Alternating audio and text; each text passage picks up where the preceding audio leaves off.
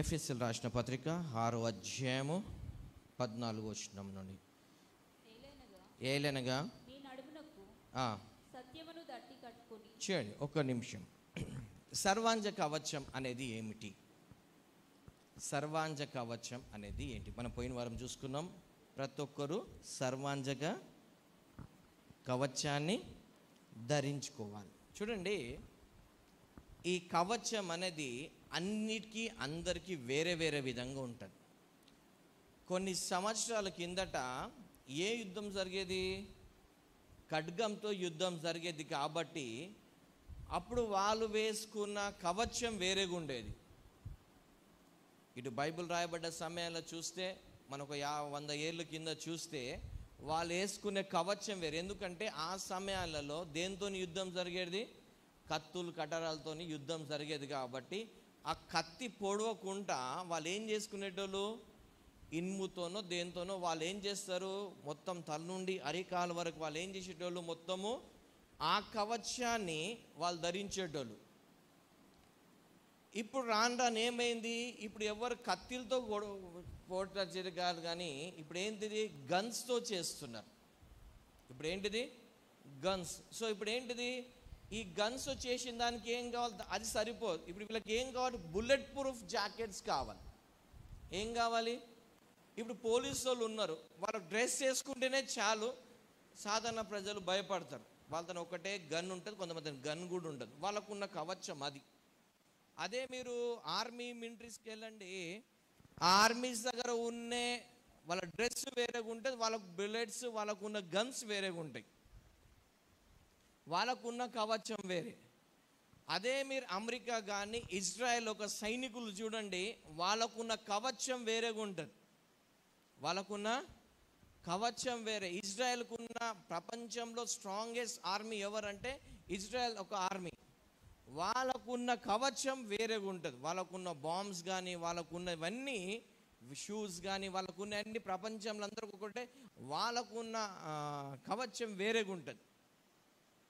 అంటే మనం చేసే యుద్ధాన్ని బట్టి మనకున్న కవచాలు ఏమవుతుంటాయి? మారుతుంటాయి. మనకున్న కవచాలు మారుతుంటాయి. సో బుల్లెట్ ప్రూఫ్కి అయితే బుల్లెట్ ప్రూఫ్ జాకెట్ వేసుకోవాలి. ఇది ఇనుపు వేసుకుంటే 2 అయిపోయినాక 3వది లోపలికి వెళ్ళిపోతుంది. కాబట్టి అన్నిటికీ వేరే వేరే కవచాలు ఉంటాయి. ఇప్పుడు మనం పోరాడేది దేంతోని? బైబిల్ సెలవిస్తుంది, మీ రక్త మాంసములతో పోరాటం లేదు. మనం మరి ఎవరితో పోరాడుతున్నాము?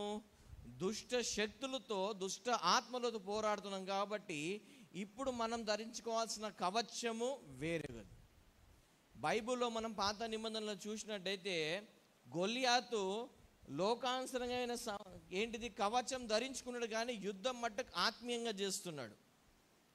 గొలియాతు ధరించుకున్న కవచం లోకానుసరమైన కవచం ధరించుకున్నాడు మొత్తం. ఈ లోకానుసరమైన కవచం దావీద్కి సెట్ అవ్వట్లేదు. యుద్ధానికి వెళ్ళే ముందని కవచం ఇస్తే ఇవి నాకు పనికి రాదని చెప్పి పక్కకు పడేసినాడు. ఎందుకంటే ఈయనకి ఈ కవచం సెట్ కాదు. ఎందుకంటే ఇది శరీర యుద్ధం కాదు, ఆత్మీయ యుద్ధం. కాబట్టి ఇది ఈయనకు సరిపోవట్లేదు. ఈయనకు ఆత్మీయ యుద్ధంలో ఏంటిది? ఒక రాయి తీసుకున్నాడు, ఒక రాయితో గొలియాతుని చంపాడు. చూడండి, ఈ యుద్ధం ఇద్దరు చేసే ముందు మనం అనుకుంటాం ఈ యుద్ధము ఇజ్రాయెల్ ఫాలస్తీన్ మధ్యలో, దావీదు గొలియాత్ మధ్యలో శరీర యుద్ధం ఇది దేవుళ్ళ గురించి జరిగే యుద్ధం. మీరు పాత నిబంధనలు చూడండి, వాళ్ళ యుద్ధాలు ఎందుకంటే దేవుడు పేరట చేసేటోళ్ళు, దేవుడు కోసం చేసేటోళ్ళు. ఇక్కడ గొలియాత్ ఏమంటాడు? వాళ్ళ దేవుడు పేరు పెట్టి ఇజ్రాయెల్ను వీళ్ళని శపిస్తాడు. ఎవరు? గొలియాత్. కానీ దావీదు దేవుడి పేరట వెళ్తాడు. ఈయన వీళ్ళ దేవుడి మీద పేరు మీద వస్తున్నాడు యుద్ధానికి, ఈయన పేరు మీద వస్తున్నాడు. ఈయన కావాల్సింది ఏంటిది? ఎవరికి? దావీద్కి రాయి. ఎన్ని రాళ్ళు తీసుకున్నాడు ఆయన? ఒక్క రాయితోనే చంపడం. ఆ రాయి ఏంటిది? క్రీస్తు. ఆ రాయి ఏంటిది? క్రీస్తు. ఒకటే క్రీస్తు. ఒక్క రాయితోనే మన జీవితం మొత్తం. ఎందుకంటే ఈ యుద్ధం మనం చూస్తే శరీరకంగా అనిపిస్తుంది, కానీ ఇది ఆత్మీయ యుద్ధం. ఇది ఆత్మీయ యుద్ధం. సో అదే ప్రతి యుద్ధాలకి కవచాలు వేరేగా ఉంటాయి. ఇప్పుడు చూడండి, పోలీస్లో డ్యూటీ జాయిన్ అయింది అనుకోండి, యూనిఫామ్ ఈయన కొనుక్కుంటాడా లేకపోతే గవర్నమెంట్ ఇస్తుందా? ఆర్మీలో జాయిన్ అయిన అనుకోండి, మిలిటరీ, నేవీ, ఆర్మీలో జాయిన్ అయితే ఆ కవచము వీళ్ళు కొనుక్కుంటారా లేకుంటే గవర్నమెంట్ ప్రొవైడ్ చేస్తుందా? ఏ దేశం కోసం అయితే వీళ్ళు పోరాడుతున్నారో ఆ దేశం వాళ్ళు గవర్నమెంట్ ఏం చేస్తుంది, ఆ కవచాన్ని వీళ్ళకి అందిస్తుంది. ఎందుకు అంటే వీళ్ళకి ఏ యుద్ధానికి వెళ్ళాలో, ఎలా ఉండాలో ఆ యుద్ధానికి తగినట్టు వీళ్ళకు ఏమిస్తారు, కవచాన్ని ఇస్తారు. ఆ యుద్ధాన్ని తగినట్టు ఇస్తారు. ఇప్పుడు కవచం వేసుకోగానే అందరు యుద్ధం చేసుకుంటూ పోతుంటారా? ఇప్పుడు సైనికులు ఉంటారు, ఇజ్రాయెల్ యుద్ధం జరుగుతుంది, ప్రపంచంలో యుద్ధం జరిగినా జరగకపోయినా సైనికుడు మొత్తం కవచం వేసుకున్నాడంటే యుద్ధం చేసుకుంటూనే పోతాడా? వేసుకొని రెడీగా ఉంటాడు. ఆయన డ్యూటీ ఎక్కడేస్తే అక్కడ ఉంటాడు. గేట్ కాడ అంటే గేట్ కాడ వేస్తాడు, బాత్రూమ్ కాడ అంటే బాత్రూమ్ కాడ, రోడ్డు కాడ అంటే రోడ్డు కాడ, లోపడ అంటే లోపడ, ఎక్కడైనా సరే ఆయన కవచం వేసుకొని రెడీగా ఉంటాడు. ఆయన కవచం ఏం కానీ యుద్ధం చేసుకుంటూ పోడు ఆయన. శత్రువు అటాక్ చేసే వరకు లేకుంటే శత్రువు కనిపించే వరకు ఈయన ఏం చేస్తాడు, రెడీగా ఉంటాడు. ఆర్డర్స్ వచ్చే వరకు ఏమవుతాడు, ఈయన రెడీగా ఉంటాడు. ఎప్పుడైనా డేంజర్ కనిపించింది, శత్రువు అటాక్ చేస్తున్నాడు అంటే అప్పుడు ఈయన ఏం చేస్తాడు, ఈయన తన ఉన్న ఆయుధాలని వాడతాడు. అంతవరకు ఏం చేస్తాడు, రెడీగా ఉంటాడు. ఒకవేళ ఈయన తన కవచం లేదనుకోండి, అపవాది వచ్చి డైరెక్ట్ ఏం చేస్తాడు, ఈయననే చంపి వెళ్ళిపోతాడు. కాబట్టి యుద్ధము జరుగుతున్నా జరగకపోయినా కవచం వేసుకొని మట్టుకు వాళ్ళు ఎట్లుంటారు, రెడీగా ఉంటారు. ఏ సైనికుడికైనా వాళ్ళు ఏంటంటే, నేను డ్యూటీలో ఉన్నా, డ్యూటీలో ఫోన్ మాట్లాడరు. వాళ్ళ ఇంటికాడ నుండి ఫోన్ మాట్లాడు. ఫోన్ ఎక్కడ ఉంటుంది, వాళ్ళ టెంట్లో ఉంటుంది. కవచం వేసుకొని వాళ్ళు ఒకసారి డ్రెస్ వేసుకున్నారంటే వాళ్ళ కళ్ళన్నీ ఎలా ఉంటాయంటే, ఎవడొస్తాడు, ఎటు పోతాడు, ఎటు వెళ్తుంది, మొత్తం ఎవరు వస్తున్నాడు ఏంటిది, వాళ్ళ దృష్టి అంతా ఇదే ఉంటుంది తప్పించి ఇక వేరేది ఉండదు వాళ్ళది. ఏ శత్రువు ఎక్కడి నుండి వస్తున్నాడు, ఎక్కడ అటాక్ చేస్తాడు, ఏం చేస్తున్నాడు అని చెప్పి వాళ్ళ దృష్టి మొత్తము శత్రువు మీదనే ఉంటుంది, ఎక్కడ అటాకింగ్ అని చెప్పి. రెండోది, ఒక్కటేమో శత్రువు ఎక్కడ అటాక్ చేస్తాడు చూస్తుంటాడు. రెండోది ఏం చేస్తాడంటే ఆయన దగ్గర ఉన్న ఆయుధాలన్నీ రెడీగా పెట్టుకుంటాడు. రాంగ టక్కని అటాక్ చేయడానికి రెడీగా ఆయన ఉన్న పార్ట్స్ అని, ఆయనకున్న కవచం అంతా రెడీగా ఉంటాడు. ఎందుకు, ఏ సమయంలో అయినా అపవాది రాగానే ఇమ్మీడియట్లీ మనకి అటాక్ చేయడానికి రెడీగా ఉంటాడు. ఓకే, ఇప్పుడు మనం పోరాడేది బైబిల్ సెలవు రక్త మాంసములతో కాదు. మరి ఎవరితో పోరాడేది మనది? దురాత్మలతో, ప్రస్తుతం ఉన్న అంధకార శక్తులతో మనం పోరాడు. ఇప్పుడు దీనికి మనకు కావాల్సిన కవచం ఏంటిది? ప్రతి యుద్ధానికి కవచం వేరేగా ఉంటుంది. ఇప్పుడు ఈ కవచము దేవుడు ఇస్తాడు. ఈ కవచం ఎవరిస్తారు చూడండి, అక్కడ 10వ వచనంలో ఉందా, దేవుడిచ్చు సర్వాంగ కవచం అని. దేవుని సర్వాంగ కవచమును ధరించుకును. ఏంటిది? దేవుడిచ్చు సర్వాంగ. ఎందుకు? నువ్వు ఎప్పుడైతే యేసు ప్రభుని సొంత రక్షకుడు అంగీకరిస్తావో, నీ పాపాలు ఒప్పుకుంటావో, ఆయన రక్తంలో కడగబడతావో, అప్పుడు నువ్వు ఏంటిది, సెలెక్టెడ్. దేనికి? ఈ పరలోక ఆర్మీలో నువ్వు సెలెక్ట్ అయిపోయావు. నీ పేరు జీవగ్రంథంలో రాయబడ్డదంటే యు ఆర్ సెలెక్టెడ్. దేనికి? ఈ ఆత్మీయ యుద్ధానికి నువ్వు సెలెక్ట్ అయిపోయావు. ఇప్పుడు ఇక్కడ ఉన్న ప్రపంచంలో ఉన్న వాళ్ళకి యుద్ధానికి వెళ్ళాలంటే వాళ్ళు ఏం చేస్తారు? హైట్, వెయిట్, అవునా? ఇంత హైట్ ఉండాలి, ఇంత వెయిట్ ఉండాలి, ఊపిరి తీసుకుంటే ఛాతి ఇంత పెద్ద కావాలి, వాడు పరిగెత్తాలి, అలర్ట్గా ఉండాలి. ఇవన్నీ ఫిట్నెస్ చూస్తారు, అవునా? ఇవన్నీ ఫిట్నెస్ చూసినాక అప్పుడు కొంచెం చదువుకోవడం, ఇవన్నీ నాలెడ్జ్ ఉండాలి. ఇవి అయితేనే వాళ్ళ నామ్స్ కరెక్ట్ అయితేనే అప్పుడు వీళ్ళకి ఆర్మీలను, వాళ్ళ పోలీసులో, దేనిలో వీళ్ళు తీసుకుంటారు. అదేవిధంగా పరలోకానికి ఆర్మీకి జాయిన్ అవ్వాలంటే పరలోకంకున్న స్టాండర్డ్స్ ఏంది? నెంబర్ 1 అంటే నీ పాపాలన్నిటిని ఒప్పుకొని విడిచిపెట్టి ఉండాలి. పాపాలు ఒప్పుకొని విడిచిపెట్టి ఉండాలి. తర్వాత ఆ ఒప్పుకున్న విడిచిపెట్టిన పాపము యేసయ్య రక్తంలో కడగబడి ఉండాలి. యేసయ్య రక్తంలో కడగబడి ఉంటే ఆయన యేసు ప్రభుని సొంత రక్షణగా అంగీకరిస్తే నీవు ఆ ఆర్మీలో జాయిన్ అవ్వడానికి రెడీ. అప్పుడు నీ పేరు రాసుకుంటారు. దీనికి అర్హత ఏంటంటే యేసు ప్రభుని సొంత రక్షణగా అంగీకరించాలి. నీ పాప జీవిని ఒప్పుకొని దాన్ని విడిచిపెట్టాలి. చాలామంది ఒప్పుకుంటారు కానీ విడిచిపెట్టారు. కానీ బైబిల్ నుండి లా ప్రకారంగా అయితే ఒప్పుకొని ఏం చేయాలి? విడిచిపెట్టాలి. ఒక్కసారి విడిచిపెట్టినాక మళ్ళీ నువ్వు ఆ పాపం చేస్తావా? నువ్వు చేస్తున్నావంటే మనం కూడా చాలాసార్లు చాలా తీర్మానాలు తీసుకొని ఉంటాం కదా, ప్రభా ఇక మీదటి పాపం చేయను. ఆ రోజు అయిపోగానే నెక్స్ట్ డే మళ్ళీ అదే ఉంటుంది కదా. సో దేవుని ఈ ఆర్మీలో నువ్వు జాయిన్ కావాలంటే నువ్వు పాపాన్ని ఒప్పుకొని విడిచిపెట్టి ఉండాలి. అప్పుడు నువ్వు ఈ ఆర్మీలో జాయిన్ అవుతావు. నువ్వు జాయిన్ అవ్వంగానే ఈ ట్రైనింగ్ ఇచ్చేది ఎవరు? దేవుడు. దావీదు అంటాడు, నా చేతులకు యుద్ధం నేర్పించినాడు దేవుడు అని. సో మనకు ఎప్పుడైతే నువ్వు ఈ ఆర్మీలో జాయిన్ అవుతావో, హెవెన్లీ ఆర్మీలో, అప్పుడు నీకు ఏమి ఇవ్వబడుతుంది? కవచం ఇవ్వబడుతుంది. ఆ కవచం ఇవ్వబడుతుంది కానీ ధరించుకోవాల్సింది నువ్వు. గవర్నమెంట్ ఏమి ఇస్తుంది? యూనిఫామ్ ఇస్తుంది, డ్రెస్ ఇస్తుంది, కవచం ఇస్తుంది. దాన్ని వేసుకోవాల్సింది ఎవరు? ఆ వ్యక్తి వేసుకోవాలి. సో ఇక్కడ కూడా ఈ సర్వాంగ కవచము దేవుడు ఇస్తాడు. ఇచ్చిన తర్వాత వేసుకోవాల్సింది నీవు. ఎవరి కవచం వాళ్ళే వేసుకోవాలి. ఎవరి కవచం వాళ్ళే వేసుకోవాలి. ఒకవేళ నీ కవచం నువ్వు వేసుకోలేకపోతుందంటే నువ్వు ఫిట్ కాదు. ఎందుకంటే వాళ్ళ కవచం వాళ్ళ డ్రెస్ వేసుకోలేకపోతే ఇంకొకరు వేయాలి అంటే డ్రెస్ వేసుకోలేనివాడు యుద్ధం ఎలా చేయగలుగుతాడు? అందుకోసమే సైనికుడు అంటే వాళ్ళ పని వాళ్ళే చేసుకోవాలి. సైనికుడుగా ఎందుకు అంటారంటే ఏ సైనికుడైనా ఆ వ్యక్తి పని ఆ వ్యక్తే చేస్తాడు. సో ఇక్కడ కూడా నువ్వు సైనికుడు కాబట్టి నీ పని నువ్వే చేసుకో. నీ నువ్వే ఇవ్వడం మటుకు నీకు తీసుకొచ్చి సర్వ్ చేయబడుతుంది.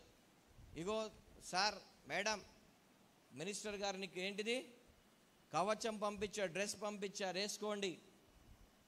నువ్వు పనుడి పరిశుద్ధుడమైన డ్రెస్సు, నీతిమంతుడైన డ్రెస్సు, దేవుడు ఒక బిడ్డవనే డ్రెస్సు, ఇవన్నీ నీకు ఇచ్చారు. అది తీసుకొచ్చి ఇస్తారు. వేసుకోవాల్సింది ఎవరు? అది ఎవరికి ఇవ్వబడ్డదో వాళ్ళే. ఎందుకంటే అది వాళ్ళ మెజర్మెంట్కి సెట్ కుట్టబడ్డది కాబట్టి. హల్లెలూయా. సో ఇప్పుడు మనం ఎప్పుడైతే ఆర్మీలో జాయిన్ అవుతామో, పరలోక ఆర్మీలో, ఈ పరలోక గవర్నమెంట్ మనకేమిస్తుంది? కవచం ఇస్తుంది.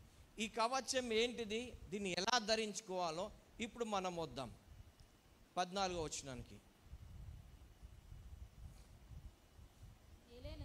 ఏలనగా నీ నడుమునకు సత్యమును దట్టి కట్టుకొని. ఏం కట్టుకోవాలి?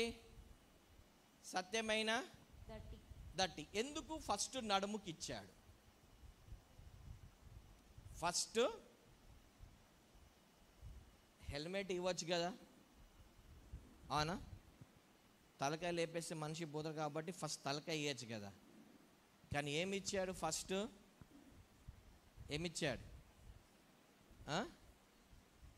సత్యనే దట్టి అంటే బెల్ట్ ఇచ్చినాడు. ఎందుకు బెల్ట్ ఇచ్చాడు? ఎందుకు బెల్ట్ ఇచ్చాడు? చూడండి, ఈ రోజులలో బెల్ట్ ఉంది. పూర్వకాలంలో అది నల్ల దారం కట్టేటోళ్ళు. ఏం కట్టేటోళ్ళు? నల్ల దారం. వాస్తవానికి నల్ల దారం ఎందుకు కట్టేటోళ్ళు అంటే వెనకటోళ్ళు లుంగీలు ఎక్కువ వేసుకునేటోళ్ళు, పంచలు ఎక్కువ కట్టుకునేటోళ్ళు. అది ఊసిపోకుండా ఇది పెట్టుకునేటోళ్ళు, తాళం చేలు దానికి పెట్టుకునేటోళ్ళు. కానీ రానేపోయింది, అరే మొలదారం లేదురా, అది లేకపోతే నువ్వు మొగడు కాదన్నట్టు అయిపోయింది. ఓహో, అంటే మొలదారం ఒక్క దారము డిసైడ్ చేసే కాడికి వచ్చేసినారు జనాలు. అది ఎందుకు స్టార్ట్ అయింది? ఎందుకు కట్టేటోళ్ళు ఆ రోజులో? దీనికోసం. ఎందుకంటే మరి వెనకట ముస్లిం వాళ్ళు ఏంటి, సంచి పెట్టుకునేటోళ్ళు. ఎందుకు? ఆ సంచిలో డబ్బు వాళ్ళు ఇక్కడ నడుముకి వేసుకొని డబ్బు పెట్టుకునేటోళ్ళు వాళ్ళు. అది 4-5 పాకెట్లు ఉండేటివి. ఒక దాంట్లో డబ్బు పెట్టుకుంటారు, ఒక దాంట్లోనేమో సున్నము, ఒక దాంట్లో ఏమో కత్త ఆకు పెట్టుకుంటారు. ఎందుకంటే వాళ్ళు ఆకు తినేటోళ్ళు కాబట్టి, ఎందుకు డైజెషన్ కోసం వాళ్ళు కాబట్టి వాళ్ళు అది పెట్టుకుంటారు. ఏమన్నా కీస్ ఏమైనా ఉంటే వాళ్ళు అక్కడ పెట్టుకునేటోళ్ళు. ఆడవాళ్ళు మూలదారం కట్టుకునేటోళ్ళు, ఎందుకంటే వాళ్ళకు లంగ్ ఉంటుంది, దానికి దారం ఉంటుంది కాబట్టి వీళ్ళు ఏం పెట్టుకునేటోళ్ళు, వీళ్ళు సంచి పెట్టుకునేటోళ్ళు. ఆ టైంలో పైన్లు కట్టుకునేటోళ్ళు కాదు, పంచ కట్టుకునే, కానీ పంచకి పాకెట్ ఉండదు కాబట్టి తాళం చేతికి ఏం చేసేటోళ్ళు, ఈ విధంగా పెట్టుకునేటోళ్ళు. అది అలాగ ఉండేది. కానీ రాను వేరుగైపోయి ఇప్పుడు ఏంటిది ఫస్ట్, ఎందుకంటే నడుము కంటే యుద్ధానికి వెళ్ళేటప్పుడు చాలామంది నడుమును కట్టుకుంటారు. ఎందుకు కట్టుకుంటారంటే నడుము గట్టిగా ఉందనుకో నువ్వు ఎక్కువసేపు పరిగెత్తగలుగుతావు. నడుము గట్టిగా ఉందనుకో నువ్వు హెల్తీగా ఉండగలుగుతావు. నేను చెప్పింది అర్థమవుతుందా? టీవీ అనుకుంటున్నా అందరు కదా, టీవీయా రేడియోనా? టీవీయా రేడియో? ఎక్కువ టీవీయా రేడియో ఇష్టమా మీకు? రేడియో కాలం అయిపోయింది అయ్యగారు, టీవీ కాలమే ఇప్పుడు అంటారు కదా. సో నడుముకి ఏం కట్టుకుంటారు ఫస్ట్? కట్టుకుంటే నడుముకి ఎప్పుడైతే నువ్వు కట్టుకుంటావో ఏంటిది, ఈ నడుము అనేది సగం బాడీకి సగం మధ్యలో ఉండేది. అయితే ఇక్కడ నువ్వు ఫిట్ అయినవనుకో ఇక్కడ పైన భాగం కూడా కరెక్ట్ నిలబడుతుంది, కిందున్న భాగం కూడా కరెక్ట్. ఈ రెండింటిని జాయిన్ చేసేదే ఈ నడుము. హల్లెలూయా. నువ్వు పరిగెత్తాలన్నా నువ్వు మామూలుగా పరిగెత్తు వేరేగా ఉంటుంది, నడుమును గట్టిగా కట్టుకుని పరిగెత్తు, ఎక్కువ దూరం పరిగెత్తుతావు, ఎక్కువ ఆయాసం రాదు, ఎక్కువ ఆయాసం రాదు. ఎందుకు? నీ నడుమును ఏం చేసినావు? గట్టిగా బిగించుకున్నావు. నడుమును గట్టిగా బిగించుకుంటే తొందరగా ఆకలి కూడా కాదు, తొందరగా ఆకలి కూడా కాదు. వెనకటోళ్ళు ఏం చేసాడు అంటే కడుపును గట్టిగా కట్టుకున్నాడు, ఎందుకు ఆకలి అవుతుందని చెప్పేసి కదా. సో గట్టిగా కట్టుకోడు, ఎందుకంటే నడుమును గట్టిగా కట్టుకుంటే నీ బాడీ మొత్తం ఎలా ఉంటుంది? ఫిట్ కదా. చాలామంది నడుము కట్టుకోకపోతే ఏమవుతారు? వంగిపోయినావు అనుకో ఏంటిది, నువ్వు యుద్ధము చెయ్యలేవు, పరిగెత్తలేవు, శత్రు అటాక్స్కి నువ్వు తట్టుకోలేవు. కాబట్టి ఏం చేస్తారు? ఫస్ట్ నడుముకు గట్టి కట్టుకో, ఫస్ట్ గట్టి కట్టుకోవాలి. ఇది ఎంత గట్టి కట్టుకుంటే నువ్వు అంత స్ట్రాంగ్ ఉంటావు. ఒకసారి ఈ నడుము గురించి ఎందుకు సత్యం అనే దట్టిని ఫస్ట్ కట్టుకోమంటాడంటే యోహాను సువార్త 8వ అధ్యాయం 44వ వచనం చూద్దాం. యోహాను సువార్త 8వ అధ్యాయం 44వ వచనం.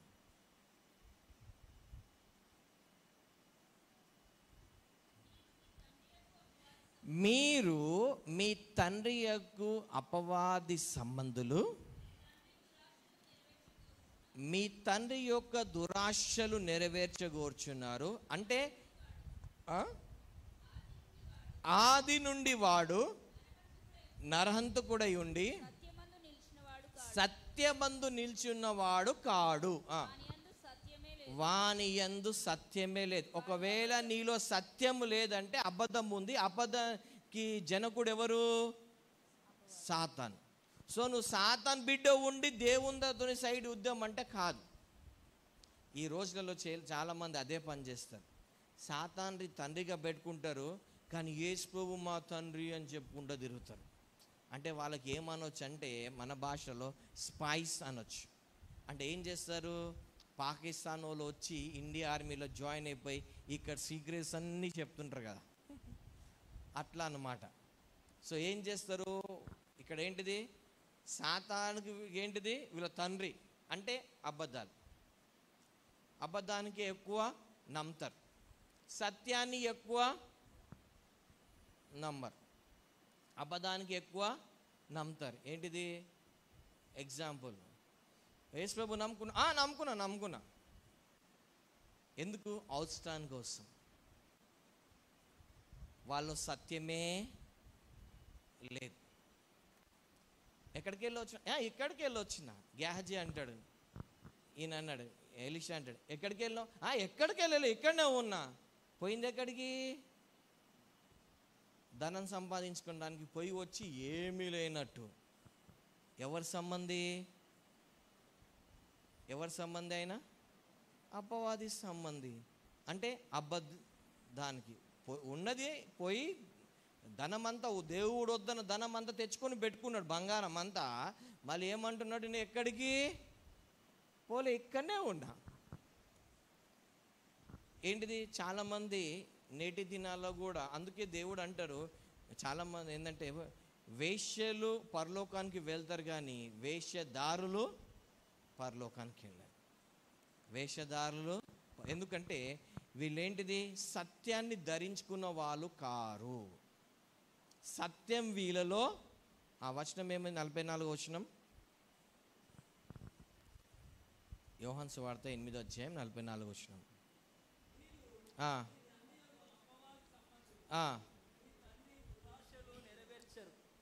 గోర్చున్నారు. ఆది నుండి వాడు నరహంతకుడై సత్యమందు నిలిచిన వాడు కాడు. ఇప్పుడు గెహాజీ సత్యమందు నిల్చున్నాడా?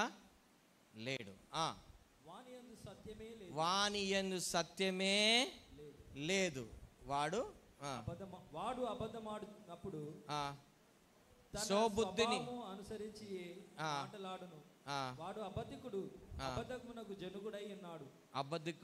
అబద్ధికుడకు జనకుడై ఉన్నాడు. అంటే వాళ్ళ ఏం లేదు, సత్యం లేదు. ఇటు మన లైఫ్లో కూడా ఒకవేళ నువ్వు సత్యం కోసం నిలబడట్లేదు. చాలామంది క్రిస్టియన్స్ అని చెప్పుకోవడానికి సిగ్గుపడతారు. ఏమని చెప్పుకోవడానికి? క్రిస్టియన్స్ అని చెప్పుకోవడానికి ఏమవుతారు?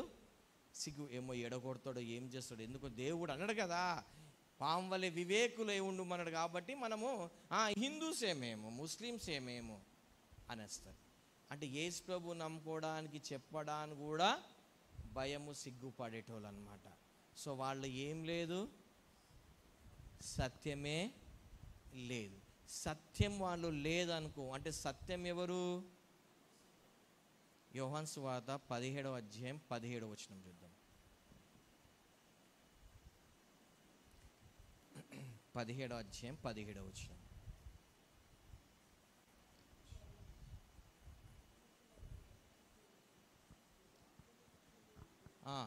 సత్యమందు వారి ప్రతిష్ఠ చేయుము, నీ వాక్యమే ఏంటంట? ప్రపంచంలో సత్యం ఏమైనా ఉందంటే ఏందంట?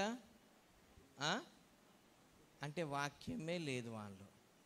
యోహాను 15వ అధ్యాయం అంట, నా యందు నీ యందు నా వాక్యం ఉండిన ఎడల. ఏముండిన ఎడల? వాక్యము ఉండిన ఎడల. అంటే సత్యం అంటే నిలిచిన వాడు లేడు, అంటే వాక్యం కోసం నిలబడేటోడు కాడు. హల్లెలూయా. నేను చెప్పింది కొంచెం అర్థమవుతుందా, అర్థం కావట్లేదా? హల్లెలూయా. సత్యము అంటే వాక్యము. వాక్యాన్ని చదువుకొని వాక్యం మందు నిలబడాలి. వాక్యం మందు నిలబడకపోతే నువ్వు వేస్ట్.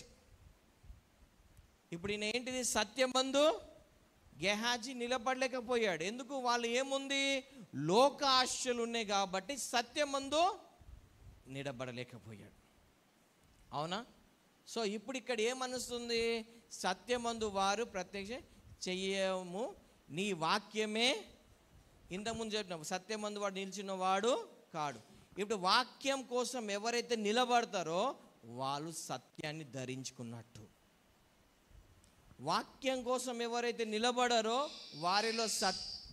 వారిలో ఏం లేనట్టు. ఉదాహరణ ఎందుకు, వాస్తవం చెప్దాం. సత్యం అంటే వాక్యం. జస్ట్ బైబుల్ 10 ఆజ్ఞలు తీసుకుందాం. ఏంటిది? 10 ఆజ్ఞలు. నీ దేవుడైన యెహోవా తప్పించి వేరే దేవుడు నీకు ఉండకూడదు, దేని రూపంలో అయినా చేసుకునకూడదు. ఒక ఆజ్ఞ తీసుకుందాం. ఇప్పుడు మన లైఫ్లో సత్యమందు, ఓకే. సో మన జీవితంలో నిజంగా ఒకవేళ నువ్వు వాక్యం మీద నిలబడితే నీ జీవితంలో దేవుడే ఉంటాడు తప్పించి దేని రూపం, బంగార రూపం కానీ, డబ్బు రూపము కానీ, పోస్టు రూపము కానీ, కుర్చీ రూపము కానీ, నన్ను అందరు పొగడాలనే రూపము కానీ, నేను గొప్పని చెప్పాడు, ఏ రూపమైనా నువ్వు ఏం చేయదు.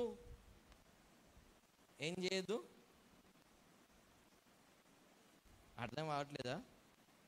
ఏం చేయదంటే దేని రూపం అందని కానీ మీరు విగ్రహము చేసుకున్నది. ఎందుకు చేసుకోవద్దు అన్నట్టంటే ఒక మాట అంట, ఇప్పుడు సీఎం సీట్ వచ్చింది, చీఫ్ మినిస్టర్ అయినాడు. ఆ చీఫ్ మినిస్టర్ సీట్ పర్మనెంటా? పర్మనెంటా? కాదు, తీసేసినారు, అయిపోయింది. ఇప్పుడు ఆయన వ్యక్తిత్వం ఏమైంది? ఇప్పుడు ఎందుకు మన దగ్గర తీసుకుందాం, పాస్టర్ని, నేను పాస్టర్ని, నన్ను అందాను అనుకో, నాకు పాస్టర్లకి ఇది తీసేసినారు అనుకో, ఎవరైనా వాల్యూ ఇస్తారా? ఎందుకు ఇయ్యరు? నువ్వు ఆ సీట్ ఉన్నా లేకున్నా నీ వ్యక్తిత్వం అనేది ఇంపార్టెంట్, అవునా? నీ దగ్గరకు వచ్చేది సీట్ని చూసి వచ్చా, నిన్ను చూసి రాలేదు. సీట్ తీసినాక అస్సలు వ్యక్తి ఎవరు నువ్వు బయలుపరచబడతావు, అవునా? అవునా కాదా? నేను పాస్టర్ని, పైన కూర్చుంటా, నాకు స్పెషల్ చైర్ కావాలి, కింద అస్సలు కూర్చోను, నేను పాస్టర్ని, నాకేం కావాలి, ఖచ్చితంగా నాన్ వెజే కావాలి, లేకపోతే పాస్టర్కి ఇది పెడతారా అని అంటే నువ్వు పాస్టర్ ఉన్నందుకు నడుచుకుంటావు, అది పోస్ట్ పోయిందంటే పోస్టర్ అయిపోతావు, అవునా? ఎవరింటికి రమ్మని కూడా రమ్మను, అవునా? అయితే ఇప్పుడు నేను ఏం చేసుకున్నాను, ఆ పోస్ట్ని విగ్రహంగా చేసుకున్న వాడనైతే, అవునా? సో మన జీవితాల్లో, అంటే నేను ఉదాహరణ చెప్పిన నా గురించి నేను, సో మన జీవితంలో ఏది కూడా ఏం చేసుకోవద్దు, విగ్రహం చేసుకోకూడదు. అంటే అలా మన వాక్యం మీద నిలబడితేనే నువ్వు సత్యాన్ని ఏం చేసినట్టు, నా లైఫ్లో దేవుడే, నా లైఫ్లో, నా జీవితంలో ఫస్ట్ ప్లేస్ దేవుడే. దేని రూపమందు కూడా నేను విగ్రహము చేసుకోలేదు. అంటే తనను తగ్గించుకున్నవాడు. సో ఏంటిది, నేనేం చేయాలి, తగ్గించుకోమన్నాడు దేవుడు. కాబట్టి నేనేం చేయాలి, తగ్గించుకోవాలి. అందరితో సమానం తగ్గించుకోమన్నప్పుడు నేనేం చేయాలి అంటే వాక్యానుసారంగా నువ్వు నిలబడ్డప్పుడే ఏది సత్యమందు నువ్వు నిల్చున్న వ్యక్తివి, లేకపోతే కాదు. ఫస్ట్ వాక్యాన్ని చదవాలి, చదివిన తర్వాత దానికోసం మనం ఏం చేయాలి, ఏం చేయాలి, నిలబడాలి, అవునా? నిలబడకపోతే నీలో సత్యము లేదు. ఓకే, నెక్స్ట్ వచనానికి వద్దాం. ఏముంది, సత్యము, దాని తర్వాత ఏంటిది, బ్రాస్ప్లేట్. 14వ వచనం, 6వ అధ్యాయం 14వ వచనం, ఎఫెసీ రాసిన పత్రిక.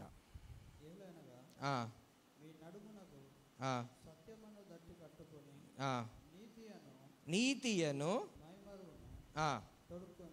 ఏం చేయాలంటే, నీతియను చూడండి, సత్యం చదువుకుని దానికి నిలబడినప్పుడు అబ్రహాం దేవుని నమ్మెను, అతనికి నీతి కనిపించు కదా. సరే, సామెతలు 4:23 చూద్దాం. సామెతలు 4:23.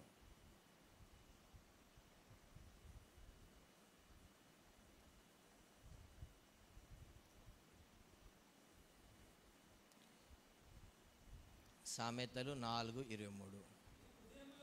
నీ హృదయములో నుండి జీవధారలు బయలుదేరును. కాబట్టి అన్నిటికంటే ముఖ్యముగా నీ హృదయమును భద్రముగా కాపాడుకోండి. ఏం చేయాలంట, హృదయంలో ఏం చేయాలంట, భద్రంగా కాపాడుకోండి.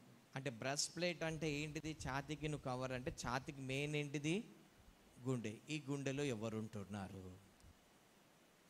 ఎందుకంటే నా హృదయం చాలా సంతోషించి, నా హృదయంలో దేవుడు ఉన్నాడు. ఈ హృదయంలో ఎవరిని పెట్టుకుంటున్నావు? ఈ హృదయంలో ఎవరిని పెట్టుకుంటున్నాం? దేవుడికా, మనుషులకా, లేకపోతే ఈ గతించిపోయే లోకంలో ఉన్న ఆస్తుపాస్తులకా? దీనిలో ఎందుకంటే బైబిల్ హృదయంలో ఏముందో అదే మనిషి మాట్లాడతాడని ఉంటుంది. అంటే ఇక్కడ ఏముంది, ఇప్పుడు కొందరికి వెళ్ళినారనుకోండి, ఎప్పుడు డబ్బు గురించి ఏం మాట్లాడతారు. అంటే వాళ్ళ హార్ట్లో మొత్తం ఏముంది, డబ్బు. వాడు అన్యాయం చేసాడు, వీడు అన్యాయం చేసి నాకు ఇంత ముంచినారు, ఇవి పగలే కొంతమంది హార్ట్లోకి వెళ్ళి కొంతమంది మాట్లాడినామనుకో, ఇగో నేను ఇంత కష్టపడుతున్నా, మా బాస్ నాకు ప్రమోషన్ ఇవ్వట్లేదు, శాలరీ ఇవ్వట్లేదు అంటే ఆయన హార్ట్ అంతా ఏం నిండుకొని ఉంది, ప్రమోషన్ దాంతో నింపుకుంది. కొంతమందికి బిజినెస్ మ్యాన్ ఏమిటంటే, ఇగో వాని బిజినెస్ బాగా అవుతుంది, నా బిజినెస్ బాగా అవ్వట్లేదు. వాడు మంచి 3 బిల్డింగ్లు కట్టినాడు, నేను ఒక బిల్డింగ్ కూడా కట్టలేదు. వన్ హార్ట్లో ఏముంది, మొత్తము ఇది ఉంది. అదే మీ ఇంకొక దగ్గరికి వెళ్ళనుకో, ఇంకొకరుందనుకో, నేను ప్రార్థన చేస్తున్నా, దేవుడు నాకు జవాబు ఇవ్వట్లేదు అంటే ఈయన హృదయం మొత్తం దేంతో నిండుకుంది? ప్రార్థనతో నిండుకుంది. అయ్యో దేవుడు నాకు సంతోషం, దేవుడు నాకు ఇది చేశాడు దేవుడు అంటే ఈయన హార్ట్ దేంతో నిండుకొని ఉంది? సంతోషంతో. అంటే మన హృదయంలో ఏం నిండుకొని ఉందో దాని నుండి మనం ఏం చేస్తాం? సో మన హృదయంలో దేన్ని భద్రపరుచుకుంటున్నాం? ఒకసారి ఆ వాక్యం చదవండి, నీకు అర్థమవుతుంది. 4:23.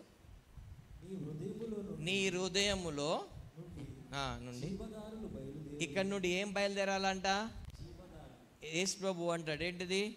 నీ లోపల నుండి ఏమొస్తే జీవ నదిలో వస్తుంది. అంటే ఇక్కడ ఏముంటుందో అదే బయటికి. కాబట్టి ఇక్కడ ఏం స్టోరేజ్ పెట్టుకుంటున్నాం? మంచి నీళ్ళు ఉంటే మంచి నీళ్ళు వస్తాయి, ఖరాబ్ నీళ్ళు అంటే ఖరాబ్ నీళ్ళు ఉంటాయి, ఏ నీళ్ళు ఉన్నాయి ఆ నీళ్ళు వస్తాయి. సో ఇక్కడ ఏం పెట్టుకున్నావు?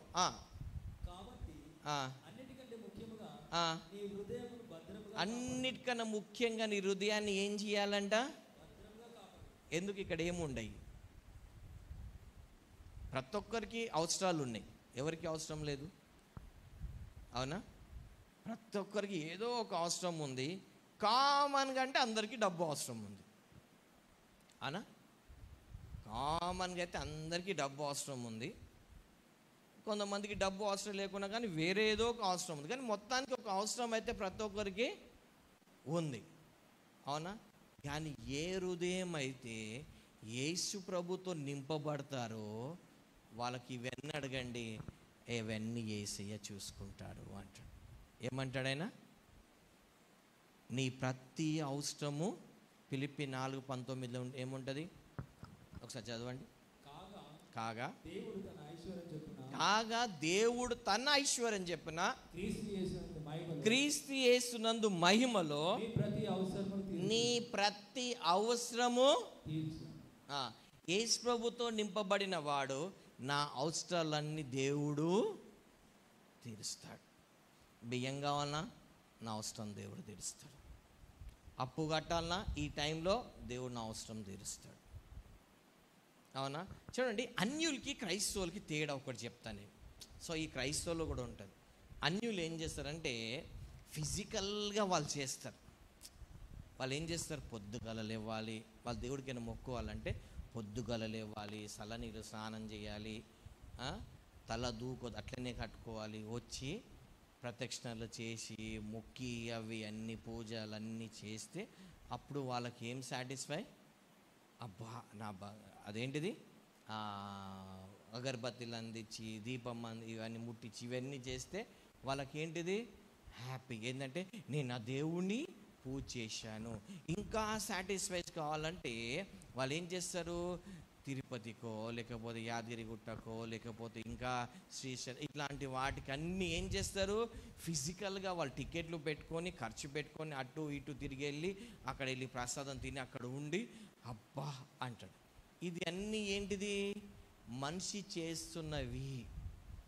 కానీ క్రీస్తులో యేసు ప్రభులో ఏంటంటే ఇవన్నీ లేదు, నాకు ఫ్రీగా ఇస్తా అంటాడు. ఇవన్నీ ఏం లేదు, నువ్వు ఉన్న చోటు నువ్వు మోకరించి ప్రార్థన చేసి నీ పాపాలు ఒప్పుకో, నువ్వు ఏంటిది నీ పాప కొరకు నా విడిచిపెట్టు, నా రక్తంలో కడగబడు, నీకు ఇక్కడనే నెమ్మది ఇస్తా అంటే మనిషికి డైజెస్ట్ అవ్వదు. అర్థమైందా నేను చెప్పింది? అన్యులకి ఏంటిది? ఫిజికల్గా పని చేస్తే వాళ్ళకి ఇది. కానీ క్రైస్తవులకు దేవుడి అదే కృప. ఈ కృప చాలామందికి అర్థం కాదు. ఈ కృప అంటే ఇట్లెట్లయితుంది? నేను 3 రోజులు ఉపవాసం ఉండి తర్వాత ఏం చేయాలి? ఎందుకుంటారు తెలుసా? కొంతమంది ఉపవాసాలు ఉంటారు ఎందుకు తెలుసా? సాక్ష్యం చెప్పడానికి. నేను 3 రోజులు ఉపవాసం ఉన్నా, సాక్ష్యం చెప్పడానికి 3 రోజులు ఉపవాసం ఉంటుంది. అందరికి సంఘం మీద తెలవాలి కదా ఈమె ఫాస్టింగ్ చేసిందని చెప్పేసి. కాబట్టి నేను 3 రోజులు మా ఆయన కోసం ఉపవాసం ఉండి ప్రార్థన చేస్తే దేవుడు విన్నాడు. అంటే ఉపవాసం ఉండి ప్రార్థన చేస్తే దేవుడు వింటాడు, లేకపోతే వినడు అన్నట్టు కదా.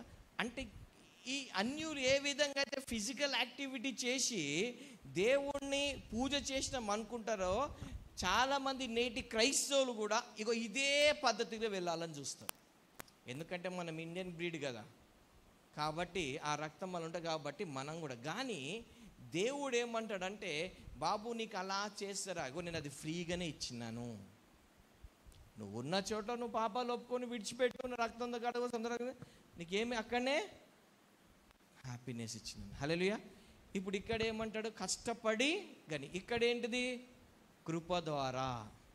ఏంటిది, రోమలా ఉంటుంది, పొందుకోరు వాళ్ళని కానీ ప్రయాసపడు వాళ్ళని కలగదు కానీ కరుణించు దేవుడు. కొంతమంది అంటారు, ఒకసారి ఒక పాస్టర్ గారు ఒక ఆయనకు అడిగినాడంట. నాకు పాస్టర్ అమ్మ ఒక జీవిత చదువుతుంటే నాకు పాస్టర్ అమ్మ చెప్పింది అది.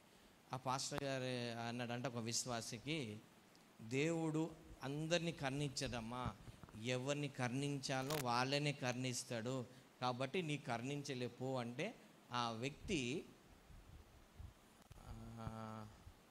వ్యక్తి ఏమైనాడంటే మొత్తం కాదు, నాకు జాబేస్ బ్రదర్ చెప్పాడు.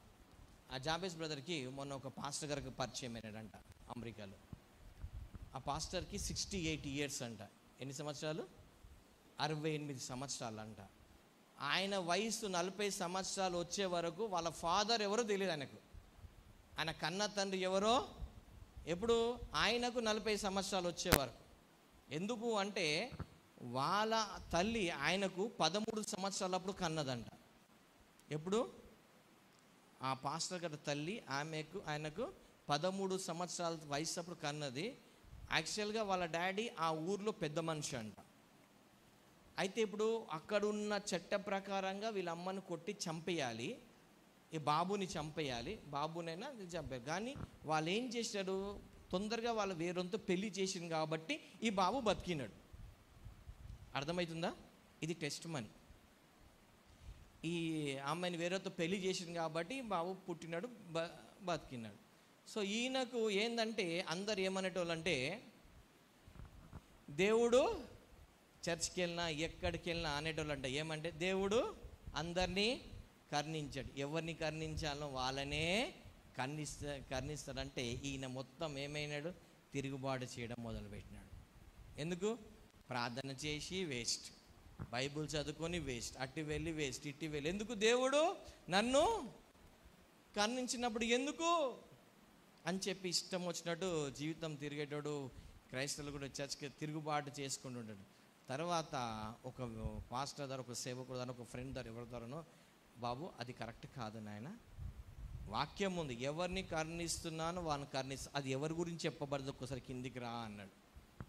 నీకు ఎవరో వాక్యం చెప్పారు కరెక్టే, ఆ వాక్యం కొంచెం కింద పైన చూడు అంటే ఆడ కరుణించింది మోషేకి, కరుణించింది ఎవరికి? ఫరోకి. మోషే దేవుణ్ణి నమ్ముకున్న వ్యక్తి, ఇజ్రాయెల్ అందరూ దేవుణ్ణి నమ్ముకున్న వ్యక్తులు. ఫరో దేవుని నమ్మిన వ్యక్తి కాదు. దేవుడు తెలుసు కూడా, దేవుడు ఒక అద్భుతాలు చూసి కూడా దేవుడిగా స్వీకరించలేదు కాబట్టి దేవుడు ఈయనని కరుణించలేదు అని ఆయనకు చెప్తే అప్పుడు ఆయనకు అర్థమై అప్పుడు ఆయన సేవకు రావడం మొదలుపెట్టాడు. ఇప్పుడు మంచి పరిచయం చేస్తాడు. చాలామంది డ్రగ్స్ ఎడిటెడ్కి దగ్గర 1000 మందిని, డ్రగ్స్కి అలవాటు అయిపోయిన బానిసగా ఉన్న వాళ్ళందరినీ 1000 మందిని సువార్త చెప్పి వాళ్ళ ఇంట్లో పెట్టుకొని వాళ్ళకు డ్రగ్స్ ఎడిట్కి మార్చాలంటే మామూలు విషయం కాదు.